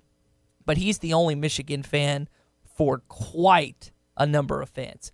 35-14 loss. Jim Harbaugh chokes in a big game once again. Jonathan Taylor, who's one of the best running backs in college football, if not the best. You got to watch this kid if you haven't. I know we're in SEC country. This kid goes over 200 yards, 2 touchdowns. Wisconsin's up 35-0 until the end of the third with about 2 minutes to go. I mean, they dominated every facet of this game. Shout out to Paul Chris and his staff. They came prepared. Once again, Jim Harbaugh and his did not. Well, you better watch out for Wisconsin, by the way. They've got the top-rated defense in the nation. Yeah. And they are coming to your hometown. They got Nebraska next week, Ohio State, I think, in 3 weeks. So, I mean, I don't know how much you feel about Nebraska right now, but definitely that Ohio State offense against the Wisconsin defense ought to be pretty interesting. All right, let me go to my second up here. And, well, you know, there are other sports going on up on the Hill. We're at that point of the season, folks, where we're reminding you about the other sports on the Hill. 16th-ranked Razorback soccer opened SEC play Sunday with a shutout of Alabama. Beat them 1-0, took the lead in the 7th minute on a goal by Anna Potajo. Now, Alabama outshot Arkansas 22-5, but I guess that's the, you know, when you score early in a game, you can kind of pack it in, defend, and let your outstanding goalkeeper, Katie Lund, do the work. She saved all 5 shots on goal. And this is the most impressive part of it. 5 straight shutouts for Arkansas soccer. 2 of them over ranked teams. Remember Baylor and top-ranked North Carolina. Mm-hmm. It's their 6th straight win. 7-1-1 record for Arkansas soccer. And they've got another top 25 matchup at Razorback Field Thursday, hosting 17th-ranked Vanderbilt. And, oh, by the way, yes, Arkansas baseball did have 6,800 plus fans at Friday's exhibition. I saw... you'll talk about the great attendance across the SEC, but SEC baseball Twitter account remarked that the Arkansas exhibition crowd Friday would have been the highest attended regular season game at 9 of the 14 or the other 13 schools in the conference. That's just ridiculous for an exhibition. By the way, that exhibition outdrew some Pirates and Marlins home games. So wah, wah. You and your Pirates, Phil. I'm sorry. Well, remember what I said on Friday? You did. I'm balancing the idea of them being my Pirates anymore. Can I just announce, because I got into a little Twitter battle with some people about it on Sunday. The only way for the Pirates to keep my fandom is to clean house, front office. And you know, they got to get rid of the general manager, Neil Huntington. The guy who sets the tone of a front office that acts like they think they're smarter than everybody else when they're really not. They're just as smart as anybody else or less than. And I think you got to get rid of Clint Hurdle too. And if you don't sell the team without ever trying to win, Bob Nutting, I'm looking at you, Pirates owner, then yes, you've lost a fan, because I expect effort to win. You know, and I think Arkansas fan, it's not the same thing for me. You've got a board of trustees, you got an athletic director, I think, that want to win. With the Pirates, you got an owner who just literally doesn't care about it. All right, second down. I'm staying in baseball. It is manager firing season or retiring season, and the all-time winningest manager in Kansas City Royals history, Ned Yost, has decided to retire at the end of the season with a second straight 100-loss year. Of course, Yost to be much better known for the guy who took the Royals to back-to-back World Series, piloted them to the 2015 World Championship, and kept them at 500 for a couple years, and the bottom dropped out with some injuries and trying to rebuild a farm system. But he's not the only one, because over the weekend the Padres fired Andy Green, who'd been their manager for 4 years. And if you're a major league manager, chances are your job is at stake. Joe Madden might be done in Chicago after the Cubs were swept by the Cardinals over the weekend. Pittsburgh, Philadelphia, the Mets, Seattle, Washington, all managerial jobs that are potentially going to be changing over the offseason. And get this, Don Mattingly has signed a 2-year extension with the Miami Marlins tie. I saw that, yeah. And he took a pay cut in order to do it. So, and that's it does. There is a trend of major league managers making less money, and Don Mattingly, I don't think is hurting for money. That's, I guess, what one way to look at it, though. But he's taking less money to stay on board with the Miami Marlins. So I guess the way to put it there is managerial jobs in Major League Baseball. Well, right now they are down. Second up for me, Gardner Minshew's attire and the Washington State UCLA game that went into deep Saturday night. What an incredible football game. 67-63. UCLA, not Washington State, comes out with the victory. But what caught everyone's attention was Gardner Minshew, the rookie quarterback for the Jacksonville Jaguars that no one thought would do anything in the NFL. Has actually looked pretty good so far, taking over for Nick Foles, who has a broken collarbone, out for a little bit. Minshew wore jorts. He cut them himself, Phil. That's the best part of his attire. He wears a retro Washington State-looking shirt. He's got the shades. He's got the jorts. It's just awesome, man. And you and I both love Gardner Minshew. His attire was 100% on Saturday night. Jorts. It's a brave decision. It's a very brave decision, and it's one that only a select few can really get away with. Yeah. And I don't think the other thing too is whether he gets away with it or not. I don't think Gardner Minshew cares very much. And I wonder if he was wearing the jockstrap underneath because, as we mentioned last week, he's the guy that stretches in only a jockstrap before games. That was told by his teammates, which I thought was pretty funny. Phil did as well.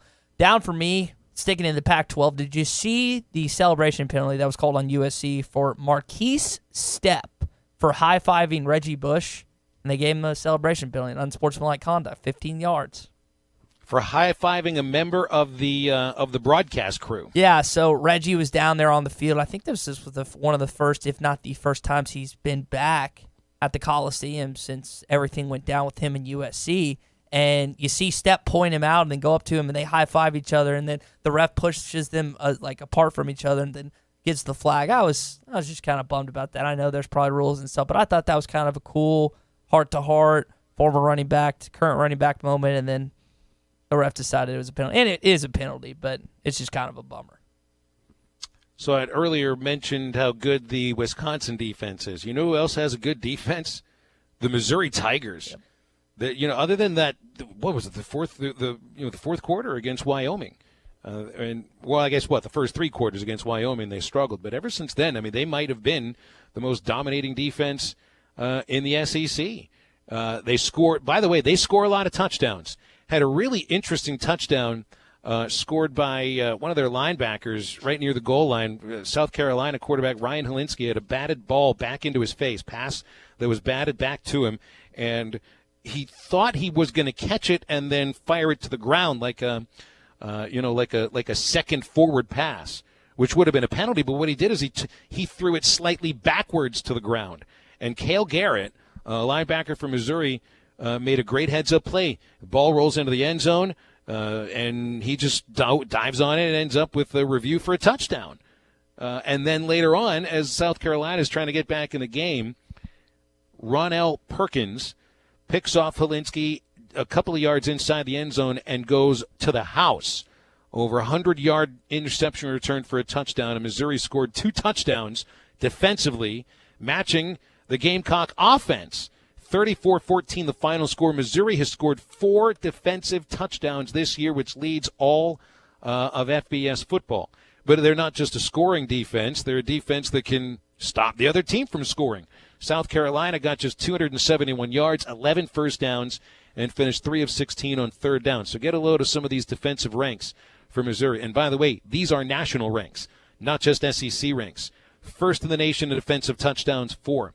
Missouri is 6th in total defense, averaging 231 yards allowed. 19th best scoring defense at 14.5 points.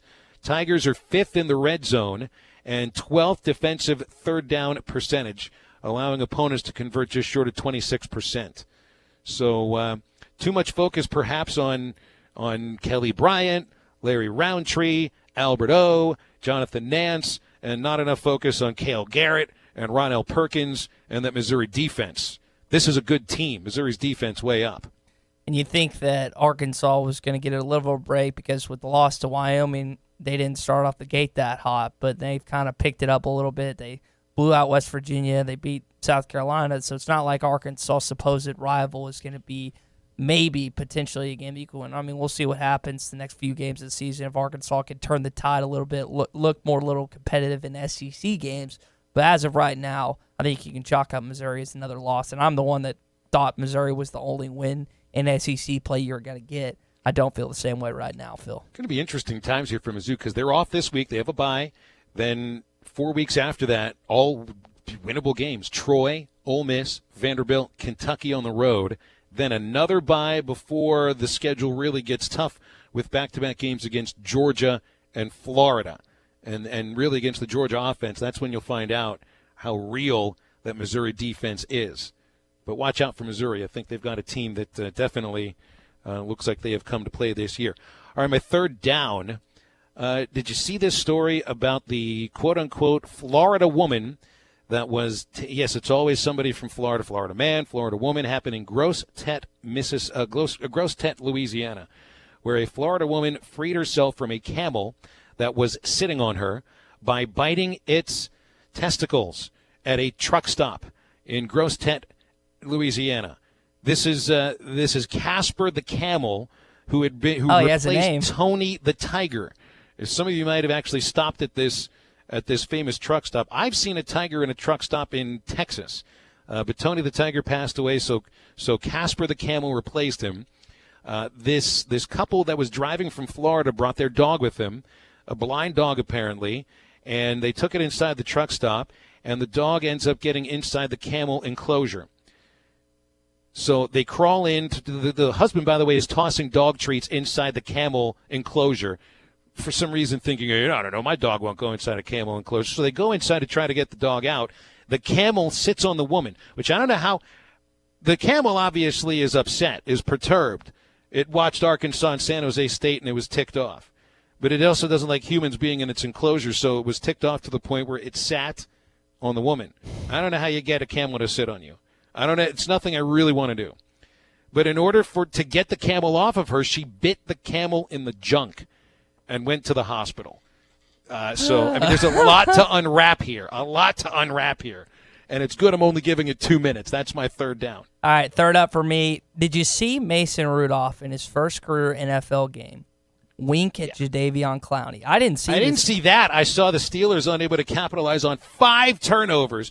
Chad Morris says, you're never going to win a game when you commit 5 turnovers. Oh, yeah? Did you watch the San Francisco 49ers yesterday? Well, Clowney and Rudolph were apparently high school rivals, and they're talking a little bit, or Clowney was talking a little bit to him, and he just winked at him. This is the guy that killed a Michigan running back in the Outback Bowl and just absolutely destroyed it. Is one of the most intimidating defensive linemen, not only was in college, but now at the NFL. This was a guy, his freshman year at South Carolina, had a number of good stats. Just a dude. And a little bold for Mason Rudolph, but I like the confidence to a certain extent. He played okay yesterday. Didn't play great, but he played okay, right, Phil? Not good enough. Not good enough. Yeah. 5 turnovers. Come on now. Yeah. All right. Last one for me. Last down. I referenced it a little bit earlier. Dan Wolken, USA Today. I know he's coming up on Ruskin and Zach later in today. I think they're having him on at 4:30, but he has Arkansas at the top of his misery index for college football, which he does every single week. This was the statement that stood out to me the most. He said, "You can't dance around this. It's unforgivable for Arkansas to lose that game, and it's particularly bad for Coach Chad Morris because his short tenure already includes losses to North Texas and Colorado State. 1 of those is survivable, 2 is a big problem, 3 is a crisis." I wouldn't say it's a crisis, but fans are ticked right now. There's not a lot of people on the Chad Morris bandwagon. He's got to shore this up quick, Phil, or this could go south in a hurry, like as quick as it can get. That's agreed. And that's somebody that's coming from the national perspective. I know Wolken has Arkansas ties, or I think he's actually from Arkansas. Is he from Arkansas? That's a national writer right then and there. You know, and Arkansas, it does register a little bit. If you're at the top of the misery index, then people that are paying attention to miserable football teams are looking at you, cross-eyed. Brought to you by Rhodes Chevrolet, the name you've been trusting for over 80 years. Dependable in the car buying and car owning experience. When you walk into the showroom at Rhodes Chevrolet, you are treated like family. Part of the family-owned dealership and service department that served the River Valley for over 8 decades. Find your next dependable vehicle at Rhodes Chevrolet, 2800 Alma Highway in Van Buren, or RhodeChevy.com. Rhodes Chevrolet, dependable since 1934. Get with us on the Cherokee Casino hotline. It is open for a call or a text, 877-377-6963. Halftime continues on ESPN Arkansas and hitthatline.com. Ready, set, let's roll. Ready, set, When in doubt, expense it. You're listening to Halftime. Slide girl by my side, girl, yeah, we can run. This is the Morning Rush. Now, Elliot, you are the individual that's getting married that Tyler Wilson will be at his wedding tomorrow. Tyler, when he was telling us, he sounded kind of bummed that he was having to go to your wedding instead of having to watch the game. I don't think he wanted it framed that way. Because everybody's going to be bummed when they can get free beer and be dancing with attractive young women. Don't miss the Morning Rush. Weekdays from 6 till 9. Only on ESPN 95.3. The best TV experience in the nation is available locally with personal service from WOW World of Wireless, your neighborhood professional Dish authorized retailer. Dish has the Hopper 3, the most advanced DVR, and delivers a premium viewing experience. Tired of running out of DVR space? With the Hopper 3, you can record up to 2,000 hours of your favorite programming and watch your very own favorite channels and DVR recording anywhere you go on your phone or tablet. Call now, WOW World of Wireless at 877-305-DISH. That's 877-305-3474 for more details. Or stop by our location at the corner of Phoenix and Rogers Avenue in Fort Smith, or visit us online at shopwownow.com. Get the Hopper 3 today by calling WOW World of Wireless at 877-305-DISH. That's 877-305-3474. Or online at shopwownow.com. Monthly equipment fees and other restrictions apply. Recording hours vary. 2,000 hours based on SD programming. Remote viewing requires internet connection and compatible mobile device. Every day, vegetables are ripped from the earth, sliced, diced, even something called julienne.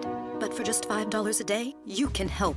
Get 2 Hardee's Original Roast Beef Sandwiches for just $5. Slow-cooked beef, hand-dipped in rich au jus, each prepared without harming a single vegetable. So come to Hardee's, get 2 Original Roast Beef Sandwiches, and save the veggies. Hardee's, because it tastes better. Available for a limited time after regular breakfast hours at participating restaurants. Tax not included. Price and participation may vary. With over 40 years combined experience, the team at the law offices of Craig L. Cook understand the definition of work. Real work. Working for you. Whether you've been injured in an auto accident, on the job, a victim of nursing home negligence, or need help navigating bankruptcy, Social Security, wills, trusts, estates, or family law issues, Craig Cook will go to work for you. Call us today, 479-783-8000. The law offices of Craig L. Cook, with locations in Arkansas and Oklahoma. We work for working people.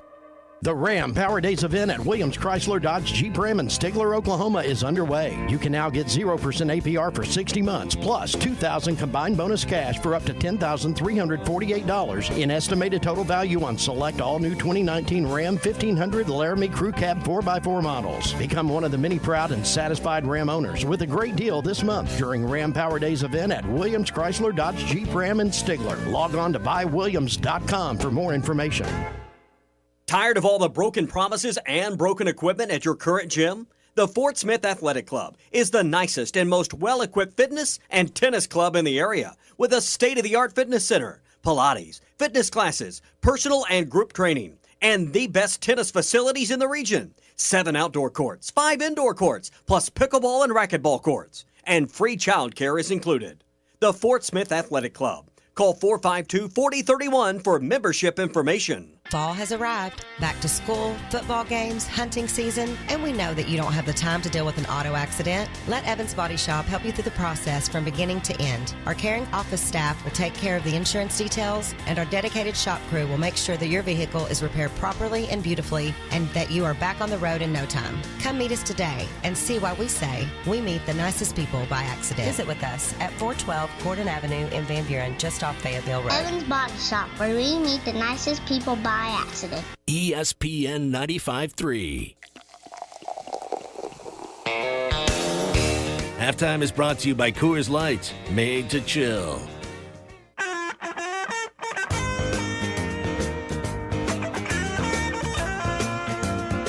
You're listening to Halftime with Phil Elson and Ty Richardson. Jones floating, throws back to the end zone, touchdown! Stephen Harris, there were 2 wideouts going across the back line, and he was on that edge right in the corner, and he pulls it down. Going along on Halftime on ESPN Arkansas, hitthatline.com. Got some comments from Hunter Yurachek at the Little Rock Touchdown Club. This is word for word quote. We are not good enough that we can go out and play every Saturday and give our best and expect to win. We're just not good enough. And he continues, saying that there's 8 more games to play. Disappointed we're 2-2, but we've got a game against another opponent that's 2-2 on Saturday. Different caliber of teams they've been playing. By the way, Texas A&M Aggies have lost to the defending national champion Clemson Tigers and what looks like a pretty good Auburn Tigers team. But here's a quote that I think is going to is gonna hurt to some. And it's maybe not hurt. This is just speaking potentially the truth. Quote, right now we're at the bottom looking up at 13 other programs that are ahead of us in the Southeastern Conference. We have to be patient and take a step and another step, and it's not going to happen overnight. And he did say that he sees that this program took a step backwards with Saturday's loss to the San Jose State Spartans. It's all truth, and these are all words coming from the athletic director, Hunter Yurachek of the Little Rock Touchdown Club today. Didn't mince words, Phil. That's what we were talking about in the break, and that's where you are right now, unfortunately. You've become the Vanderbilt football program, the SEC, which is not a characterization you want to be associated with at all. So I think that with this moving forward, you just hope you see some more competition, a little more fight down the road. And then to beat Western Kentucky and maybe pull out an SEC win, but there's just not a lot you could hope to right now. I mean, the defense didn't show up in the first half. The offense really wasn't consistent all game long. Yes, you had some positives that you could take out of special teams, but people are hurting right now, and for good reason. Quick look at our picks from over the weekend. I did a lot better, but Ty, can I rescind the whole Moneyball thing now? Can we just, say that whole 2-point game is just not a real thing? I was joking. Like the rest of the way, or just? Yeah, why not? I'm looking at what happened over the weekend. I go 3-1, you go 2-2, but you end up with one fewer point than me because you got your Moneyball right, picking the over of the Iron Skillet of Southern Methodist Texas Christian, and I got my Moneyball game wrong, Utah and Southern Cal. I got the other 3 games right. Got Mizzou, got Mississippi State, got Cal. But I didn't get Utah. You got the Iron Skillet. And I don't know. I'm just chapped about the Moneyball. That's all. Real quick, Phil, and listeners, get on this. Text us in at the Cherokee Casino hotline, 877-377-6963. We still haven't figured out the punishment, so I listed a couple. We can do the cinnamon challenge where we eat a spoonful of cinnamon, and you got to video it and post it. The mile and the shoey, which was your suggestion, run a mile, and then you drink a beer out of the person's shoe. You drink a gallon of milk until you throw up. That's not one we're doing. You karaoke to a song of the winner's choosing, and you got to put it on Facebook and Twitter. You wear a Philadelphia Eagles jersey during a baseball broadcast, or I have to wear a Longhorn jersey during the game. Hot sauce challenge where we just have hot sauces, or one of us has to take the ACT, depending on who loses, who wins. I'm all for the ACT. I'd be interested to see what schools I'd be able to get into at age 42 that I had no shot of getting into at age 17. So you like the ACT? Maybe. Is that what we're doing?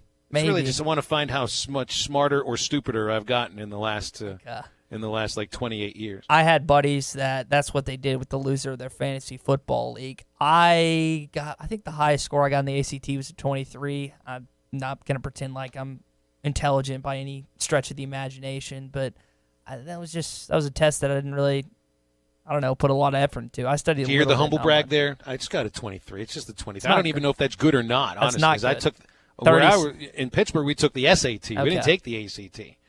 I don't know what the equivalent of that is. It's not that good. A 36 is the highest score you can get, so 23 is really not that good. Brett from Spyro wants us to do the hot sauce challenge. Reaper squeeze-ins.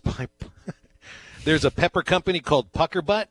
Well, there you go. That's good enough for me. I'll buy whatever Pucker Butt sells, especially if it's some hot sauce for me and Todd, for the loser of our picks to go down with.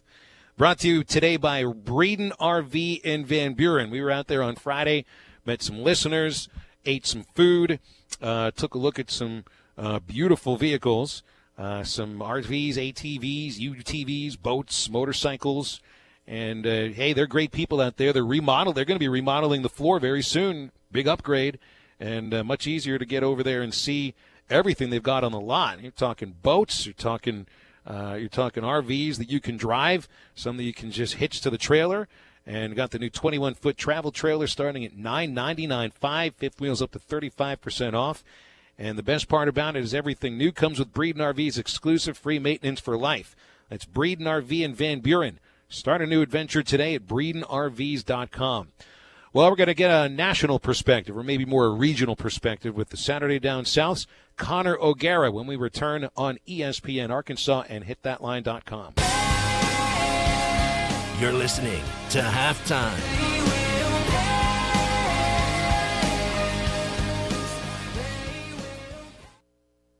Protection with possibilities. Have past losses made you cautious about taking on risk with your investments? Are you concerned that your savings are not generating the returns you need? If you are interested in protecting your money and capturing potential investment growth, contact Brad Lewis at United Financial Advisors at 242-7466 or ufadvisors.net to see whether market-linked CDs may be the right solution for you. Securities and advisory service offered through Royal Alliance Associates, member FINRA, SIPC. United Financial Advisors is a marketing destination. Hi folks, Larry Rath here for Rath Auto Resources. Thanks to everyone who chose Rath Auto Resources as a better way to drive, we've had a record summer. Now it's time to restock the lot. So all this month, we'll be giving up to $3,200 above appraised value for your trade. Even if you still owe money on it, we can help. With up to $3,200 extra for your trade, we can get you out of your old ride and into something nicer and newer now. Like these special purchase 2018 Hyundai Elantra SELs. Loaded with equipment, great looking, and Rath Road ready starting at only $13,991. If you're keeping the car you have, let us take care of it for you in the Meineke Car Care Center with buy 3, get 1 free on all tires and 50% off on brakes. Help me restock the lot and get up to $3,200 extra for your trade. Now at Arkansas's favorite used car dealer, Rath Auto Resources and the Meineke Car Care Center, a better way to drive. 4515 Towson Avenue, Fort Smith, or online at rathauto.com. Requires bank approval. Vehicle purchase price affects trade allowance.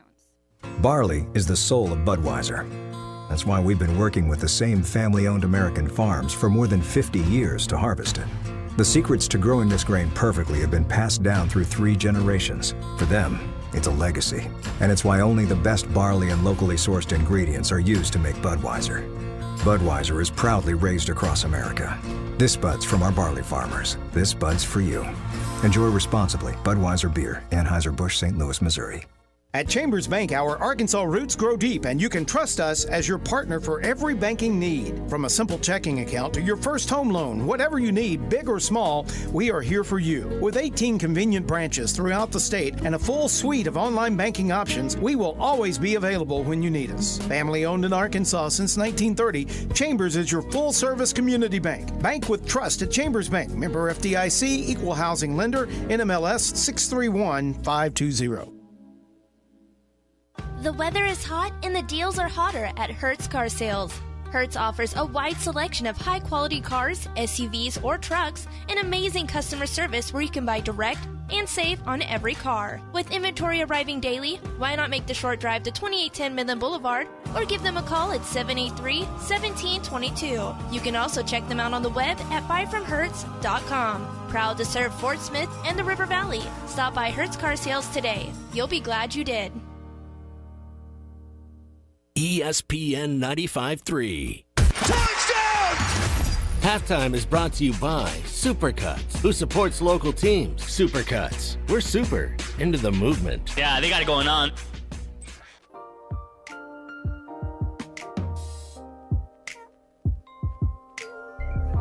You're listening to Halftime with Phil Elson and Ty Richardson. Whaley.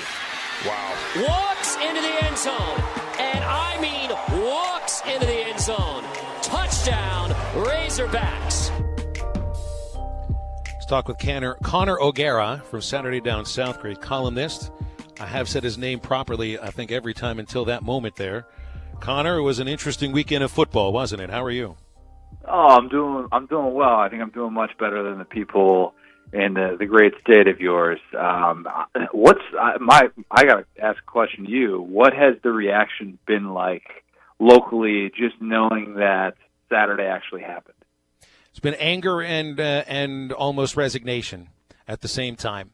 Mix those two things together. There's a sense of embarrassment and a sense that Arkansas suffered their worst loss in program history. So, I mean, that's been the conversation here.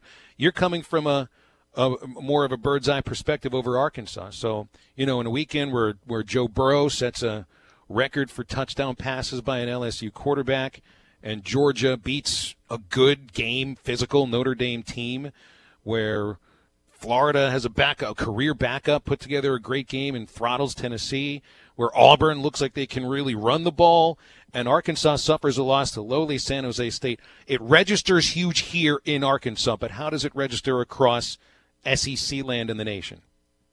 That game was so noteworthy that in the midst of a competitive back-and-forth game with Georgia and Notre Dame, I found myself constantly wanting to flip the channel to see if Arkansas was still somehow trailing 2 touchdowns to San Jose State. I mean, that's what we're talking about here.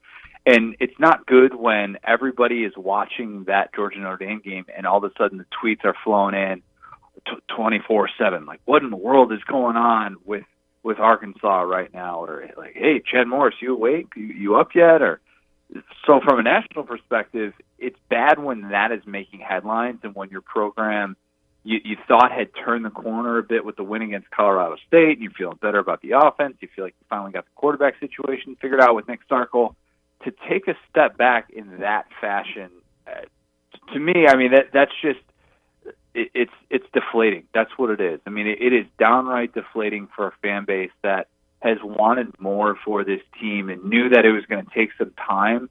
But now coming off a game like that, you just have to wonder, how in the world are they going to win an SEC game this year? I'm just not seeing it with this team and how inconsistent they've been so far, how undisciplined, and just overall bad. I mean, to turn the ball over that much against a team that won one game last year, you can be rebuilding or not. There's just not an excuse for that.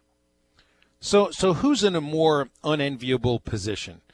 Would it be Chad Morris trying to turn around Arkansas and losing to a Mountain West team for the second year in a row, or Jeremy Pruitt in Tennessee? I mean, when you look at, I know Tennessee's off this next week, but when you look what they got coming up after that, Georgia, Mississippi State, Alabama, and the expectations of Tennessee still remain higher, whether they should be or not. Who's in a more difficult position?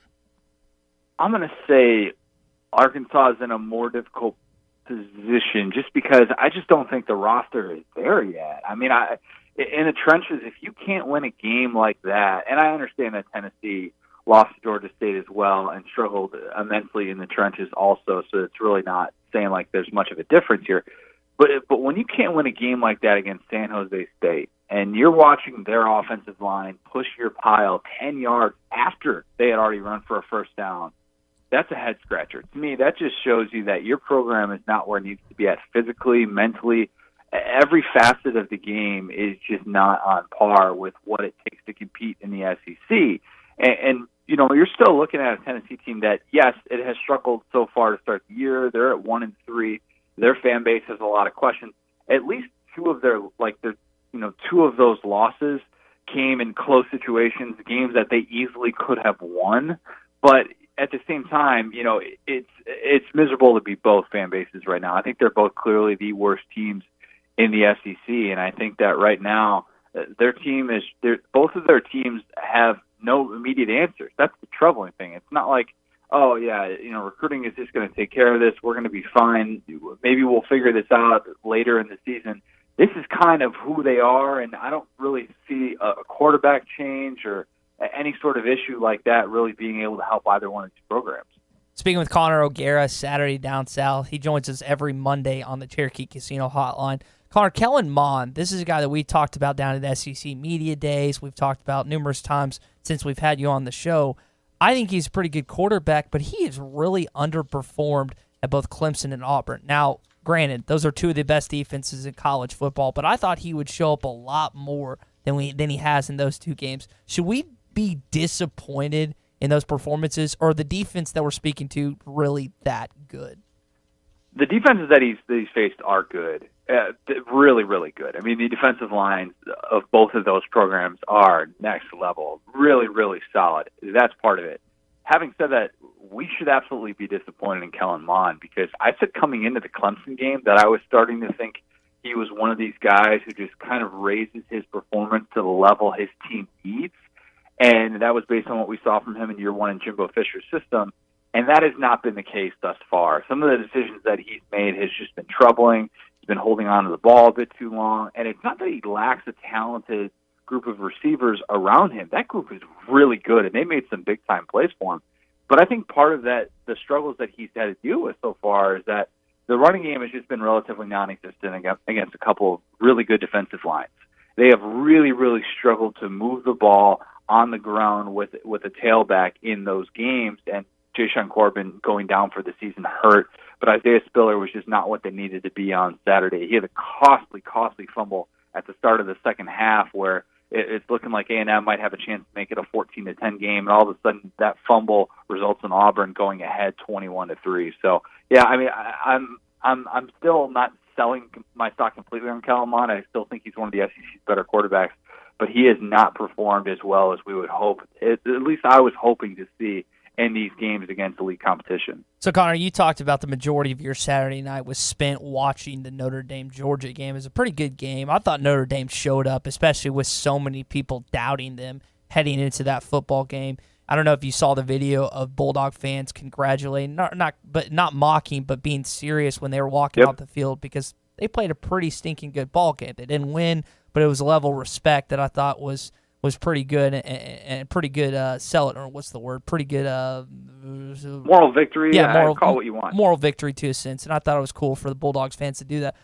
But I was curious, with Georgia in that football game, I think I was like a lot of other people where I thought they would just come out and destroy them, and they didn't.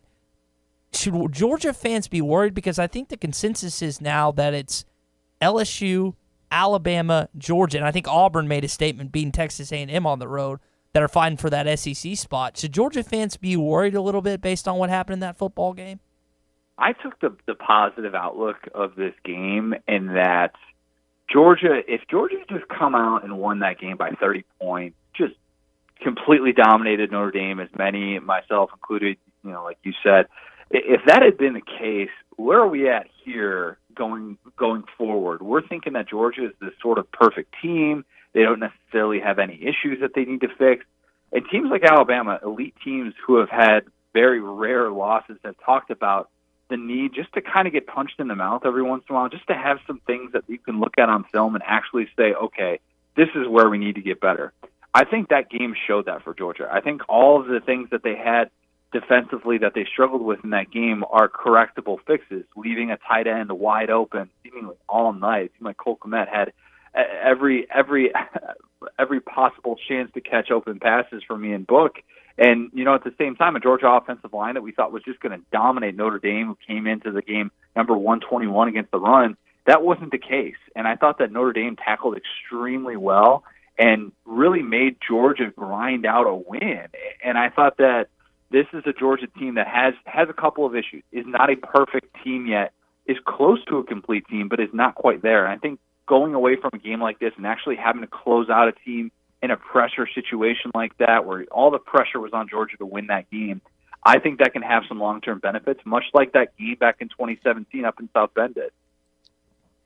Connor O'Gara from Saturday Down South joining us here. Connor, do you buy Missouri's defense, not just the fact that they score so many points, but they got 2 more touchdowns in their win against Carolina, but they stop the run. They don't allow teams to score when they get inside the 20. They're good on third down. They got playmakers there, and really when you look at what's on the schedule coming up, the next 4 games look like cakewalks before they play Georgia and Florida. Is it smoke and mirrors, or do you buy Missouri's defense right now? Yeah, I'm buying it. I'm convinced that Mizzou just sent out their little brothers to play that first game against Wyoming or something, because it's been night and day since then. They allowed nearly 300 rushing yards in that game against a Mountain West team. And since then, in the 30 games total, I tweeted this stat out, they've allowed a total of 86 rushing yards. That's unbelievable. They faced 2 Power 5 teams in that stretch. Yeah. I just can't get over the turnaround that Barry Odom's group has had after I was willing to dismiss him after that opener. I said, you know what? The losses that they had in the front 7, I thought they were really going to feel them. Losing guys like Terry Beckner really was going to make a difference for that team. And sure enough, I mean, credit guys like Cale Garrett for coming out and really putting the clamps on defensively. They beat a South Carolina team that did a lot of really good things offensively against Alabama. I thought South Carolina was going to go into Columbia and win that game this past weekend. I thought Ryan Olinsky was due for a monster day, and that was not the case at all. South Carolina struggled all afternoon against a Mizzou defense that looked really, really prepared. And I wasn't buying Mizzou as much as other people were coming into the season, but now I'm starting to second-guess that, and I'm wondering just how big of a force this team can be, because we're finally seeing Barry Odom's identity on that defense. He's finally living up to the name more so than he was early in his time at Mizzou, when it looked like he was a lifelong defensive coordinator who was struggling to become a head coach. That group is absolutely for real. Connor, Mizzou held the ball for 37.5 minutes. That's did they really? Else. Wow. Yeah, that's a time of possession sometimes help you out. All right, Connor, before we let you go, buddy, Phil and I were talking about this. I'm currently up 10-6 in our college football betting. I listed out some ideas that the losers should have to do this year. Some of the popular ones were take the ACT, hot sauce challenge. Phil didn't like drink a gallon of milk, so we're probably not going to do that. The cinnamon challenge. Connor, what should one of us have to do if we end up losing against the other one in the college football bets this season after bowl season? Oh, gosh. I was going to say rewatch every Arkansas game from the Chad Morris era. That'd be pretty bad. That'd be painful. Too soon. Force me to watch three straight seasons of Friends. That'll be painful enough. Oh, no, that's enjoyable. 3 seasons of Friends. Thank Come on. you. Once you binge watch a few episodes. I'm on your boat, Connor. Yeah, no, you could do something like that. Let's see. What would be good? I live in the South, and the thought, Orlando there's a bubble around Orlando. It's not really the South, but geographically it is the South. Turning off the AC for a month in the middle of summer would be a tough one. That'd be a tough one. You could come up with a lot of creative one, Connor. That's well done. Yeah, I wouldn't wish that on my worst enemy, but if we are talking about losing college picks for an entire season, you do kind of have to pay the price. You got to be able to inform the people and drop some knowledge. That's, I think punishment fits the crime for that one. That is a good Southern punishment, Connor. I think that we're going to put that one in the bank. Thanks a lot, man, and enjoy your week. We'll talk next Monday. Yep, sounds good. Appreciate it, guys. You got it. Connor O'Gara, Saturday Down South columnist, and a guy who knows how to torture somebody that lives in the South. We'll come back with a cherry on the top of halftime on ESPN Arkansas and hitthatline.com. You're listening to Halftime with Phil Elson and Ty Richardson. Follow them on Twitter @PhilElsonPXP and @TySportsRadio.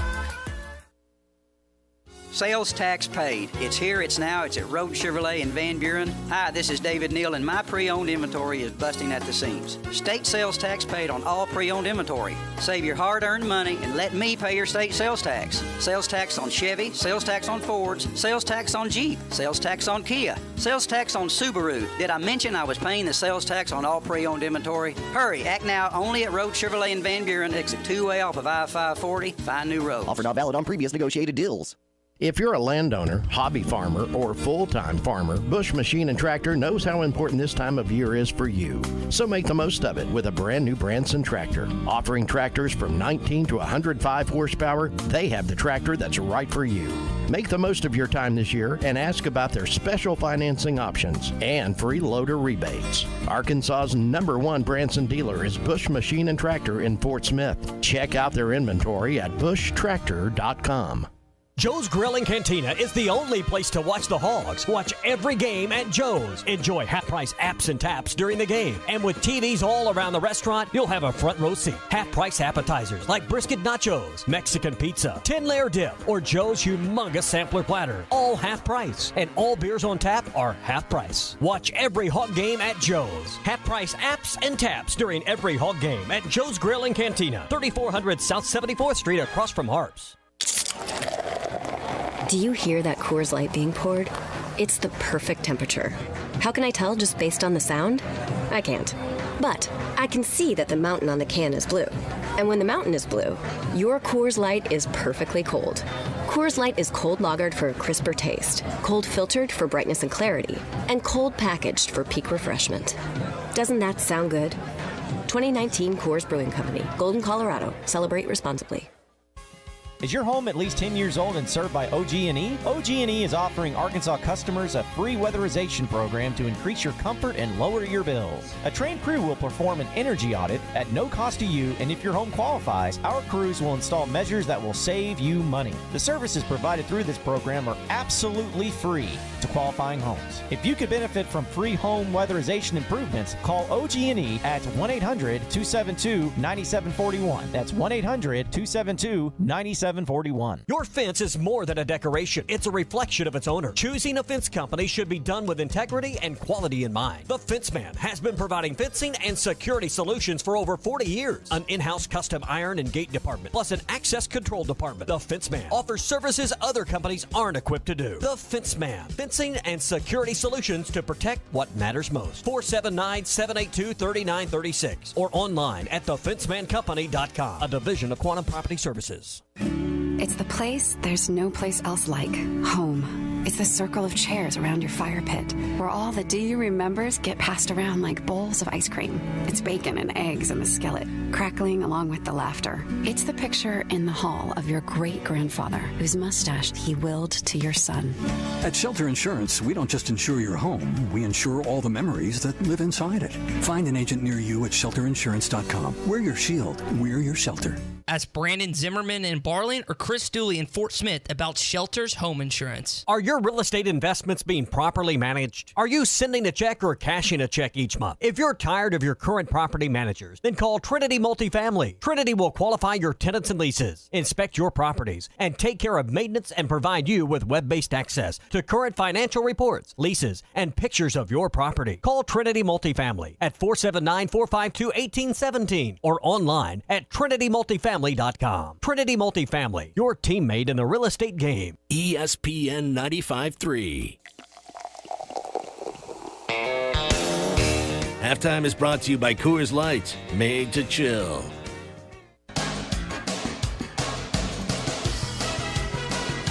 You're listening to Halftime with Phil Elson and Ty Richardson. Takes it on the hop at the 9. He's got a seam. Then planted as he got out to the 28-yard line. Dallas Washington picked him up and crushed him. We'll have some recommendations for the loser of our college football picks. Robbie in Virginia wants the loser to have to buy a squatty potty. I don't know if that's really a punishment, because that's supposed to, empty out a little easier than it usually is. That might be a good thing for both of us, Ty. Thumper says, how about loser goes vegan for a week? Which I could pull off. You, vegan for a week, I think you might keel over and die from that. I don't want you to die. Man, yeah, that could be tough. But, again, it's not about the winner getting what he prize. It's about the loser getting a punishment. So I think the vegan thing would be good. But the question is, would the person actually follow it? I feel like it has to be a one-time thing, so that way we know for a fact that the person follows it. Because I had a buddy who shall not be named that was supposedly giving up cheese for Lent, and I watched him eat pizza at least 3 times. So he did not do that. So I want to make sure that, like, we follow. You follow through on your bet. I need to follow through on mine if I lose. Well, how about the loser has to, be a fan of Kansas basketball after they get whatever sanctions from the NCAA are going to come down. I'm in for that. Isaac McBride said bye-bye to Kansas and is shopping his interests around. That'd be interesting, too, the Little Rock star, if he would end up at Arkansas. We'll see. Maybe talk about that tomorrow. For Ty, I'm Phil. Thanks for tuning in today. We feel your anger. We still love you. Get up, get out, get better.